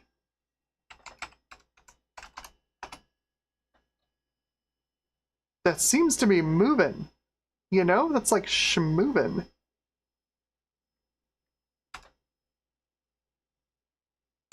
I mean, it's only text mode, but, like, that seems pretty decent.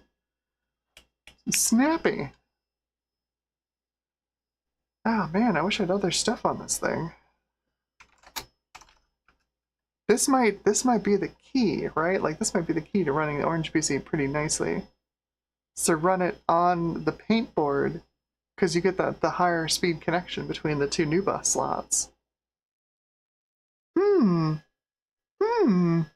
That's a thought. That's a thought.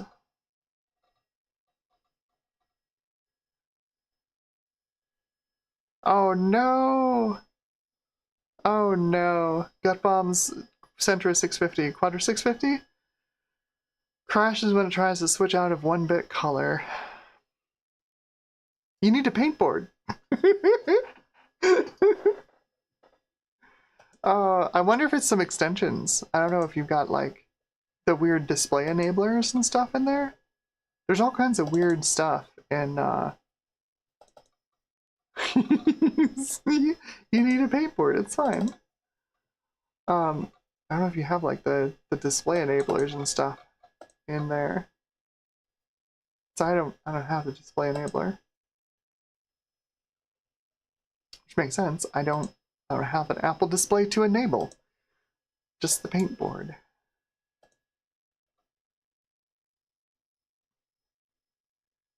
Okay. Good luck. Let's run a game on the paint board. What do I have on here that's... I don't have anything on here that's, like, really difficult to run. I'm gonna run Spectre. It's not exactly difficult to run, but, like, if it works correctly, it should be, like, 60 frames per second. Let's see what it does.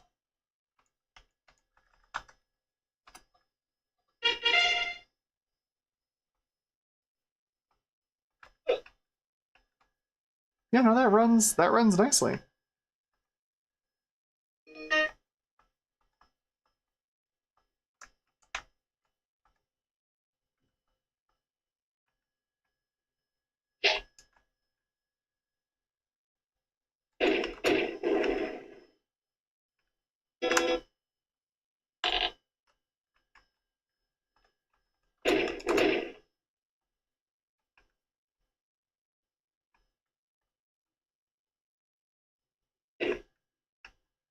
Oh, we've got somebody behind us. Ah! Why am I suddenly going to the right? Stop it. Oh, my mouse moved. That's why. That's funny.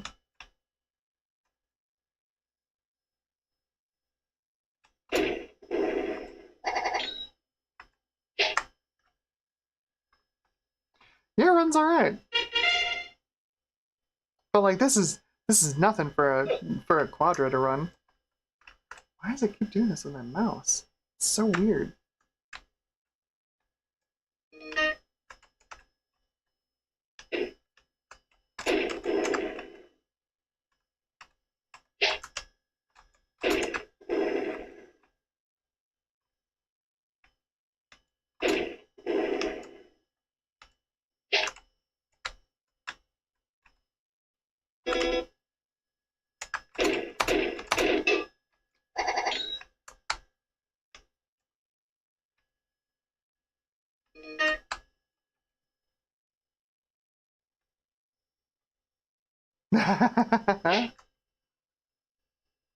Justin's here. Hello. Welcome to the stream. Just playing a little Spectre on a raster ops paint board. Seems to be running all right.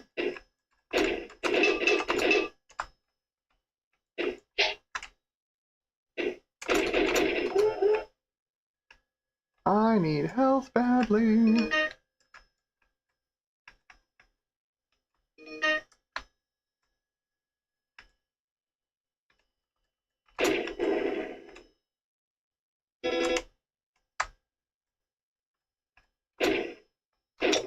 Oh, it dodged.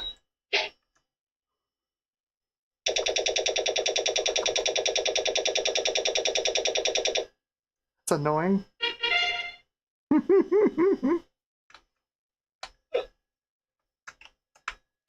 Ooh, the walls are different colors.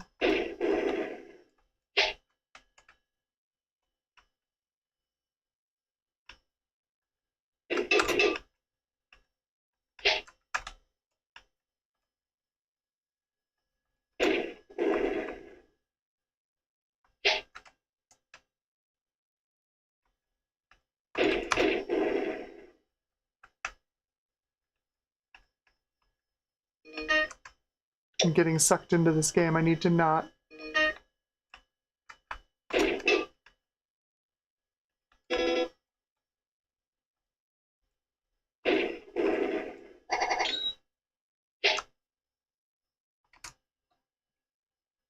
That seems to work fine. We got a suggestion for Wolf 3D. Let me throw it on here. Tesserae is super easy to run, but it's a nice color game.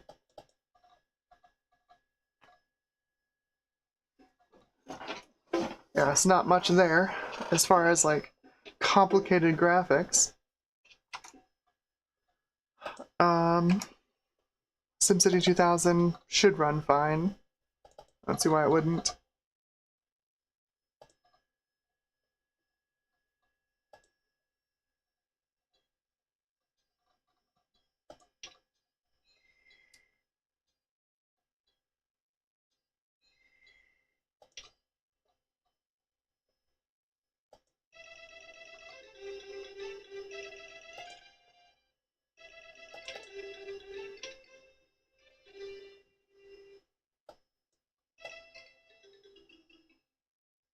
Scrolling's pretty slow. But I mean, scrolling on any 68K Mac and SimCity 2000, I don't think that was ever a brilliant experience. Okay, let me see if I can grab Wolf 3D real quick. So I can just download it and throw it on my web server, my local web server. Whoop, Einstein.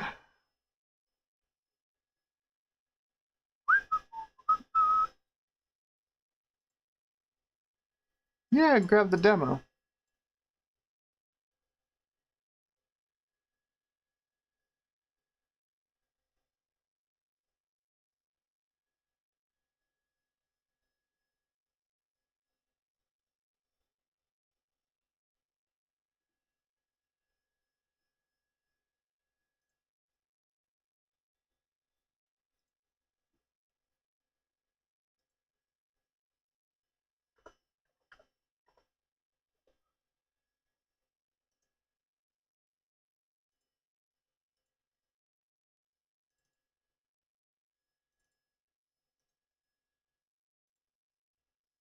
Okay, let's see if this will work.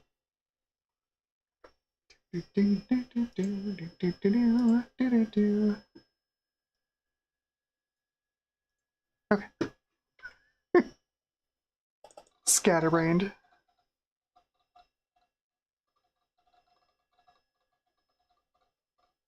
Oh, color average 6.54. That's not bad. Well, that's the thing, is like, you're not only slightly faster than the paint board, because the paint board was like 3.8 or so, you're faster than the built-in video on the 700, which was 5.13. So, like, you're doing alright. You're doing alright.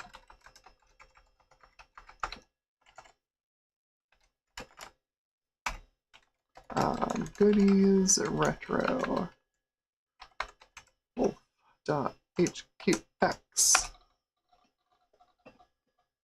Da da.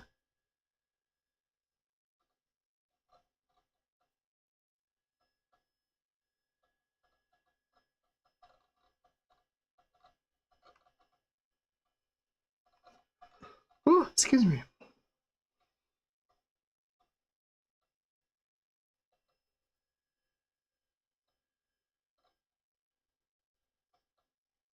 Nice.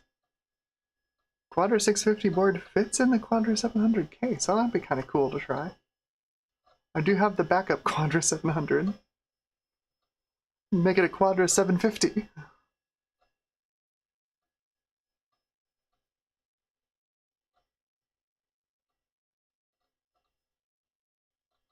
The one thing I have noticed that the paintboard's really good at is scrolling. Like, it's really decent at scrolling.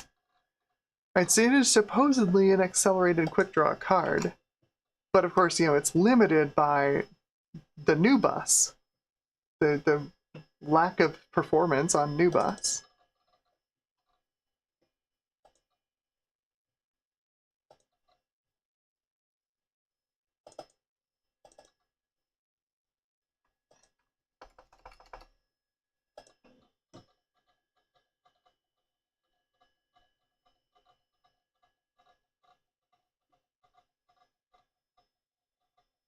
Installer.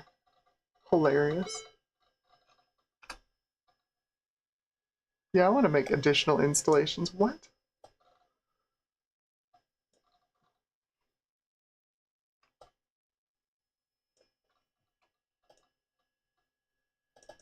Alright, let's see this thing go.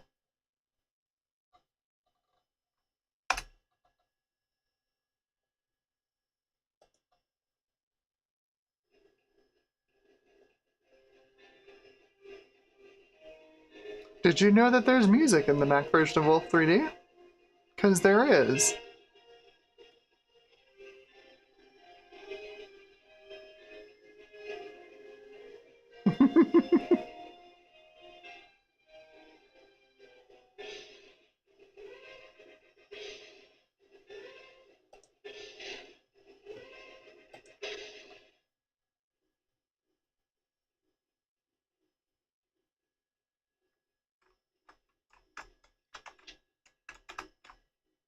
One's pretty okay at the small size. Let's see about large size? Screen size. 640 by 480. No speed governor! Oh, that's very slow.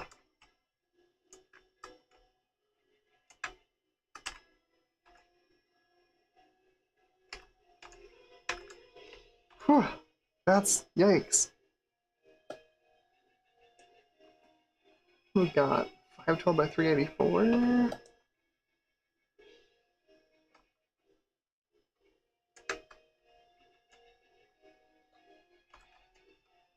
I mean, these ports to Mac were never awesome. They're just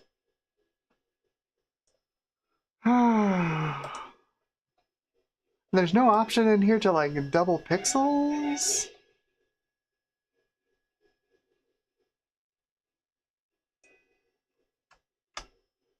So it's alright, like if we have it set to use quick draw, it seems okay. Let's see if we turn off use quick draw. That should use a custom drawing routine. Will it work on the paintboard though? Yeah, it works fine. Okay.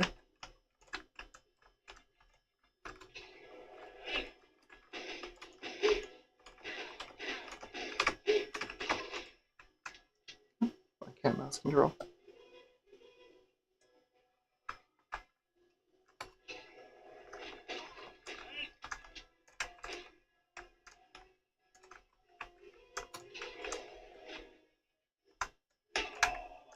Ah, died.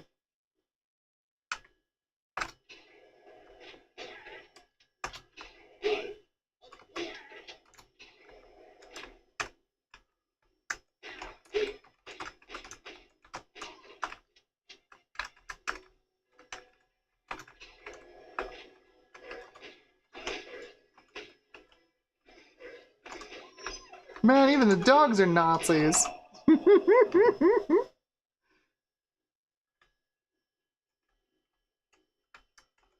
It doesn't run amazingly, sadly. But like, we turn on use quick draw, like it runs basically the same speed as far as I can tell. It's kind of impressive. I guess that makes sense. If it's a quick draw accelerated graphics card, it should run the same speed using quick draw. Ah, dead.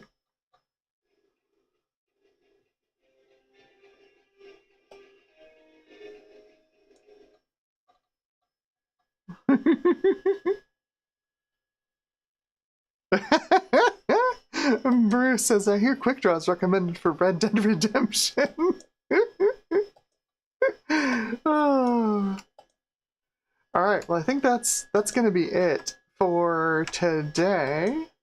We did a lot though. We got a lot done. Didn't get everything done I wanted to get done, but we got a lot done. We're up to 68 megs of RAM, so the machine's maxed out on its RAM. We've got the paint board in there, it's doing great.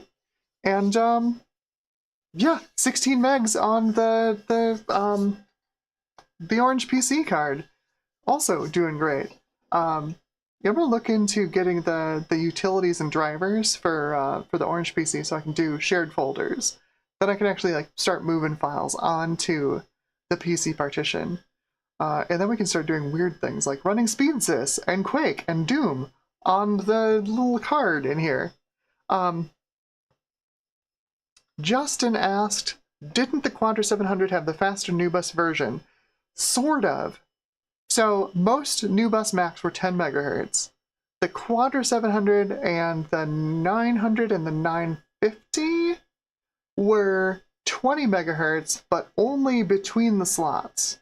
So card to card could run at 20 megahertz, but card to mainboard was still stuck at 10 megahertz. So like that's why I wanted to try the paint board with the orange PC to see if like the video that comes out of the paint or comes out of the orange PC would be faster on the paint board than it is on the internal video. And I think it might be, but we'll really know once I've got some games on it and we can see like how fast the refresh and redraw is. So I'm guessing it's not going to be amazing because I think I'm pretty sure it pulls the the 320 by 200 off of the whatever the video chip is on that orange PC card, and it just software doubles the pixels. I'm guessing, so it's not going to be amazing, but hopefully it's a little bit faster running over the paint board. Hopefully, that would at least justify the paint board's existence, since it's about 50% of the spell. It's like 2/3 the speed of the built-in video on this thing. So the built-in video on the Quadra is quick. It's not bad. But yeah. So, Gizmo Talk. I don't know what Gizmo Talk is. Gutbomb asks, what the heck is the Gizmo Talk extension? I have no idea. I don't know what Gizmo Talk is. Display enabler. So display enabler is, I think that's the Apple, for the Apple boards. So like you would need display enabler for like the 824 GC. Or the Bruce asks, how many bits is NuBus? NuBus is a 32-bit bus. Supposedly, at the very end of NuBus, there was like a 40 megahertz version, but I don't think it ever went into any Macs. A couple of companies made some Lisp machines that used NuBus, but as far as Apple and the Macintosh, we only got the 10 megahertz and the 20 megahertz versions. But 32-bit, so we're already faster than ISA, which is good because ISA is a dog, but still not super fast.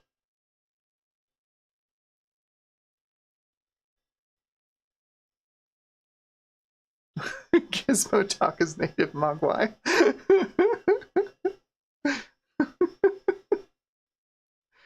Alright. Well, I think that's going to be it for today.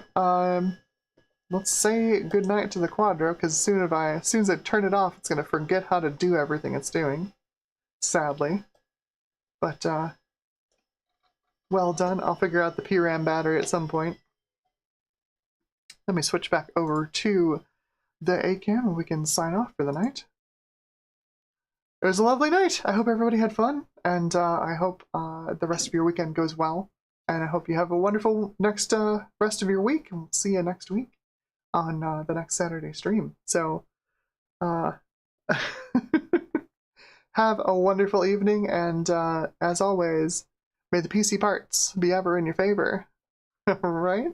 Have a great night.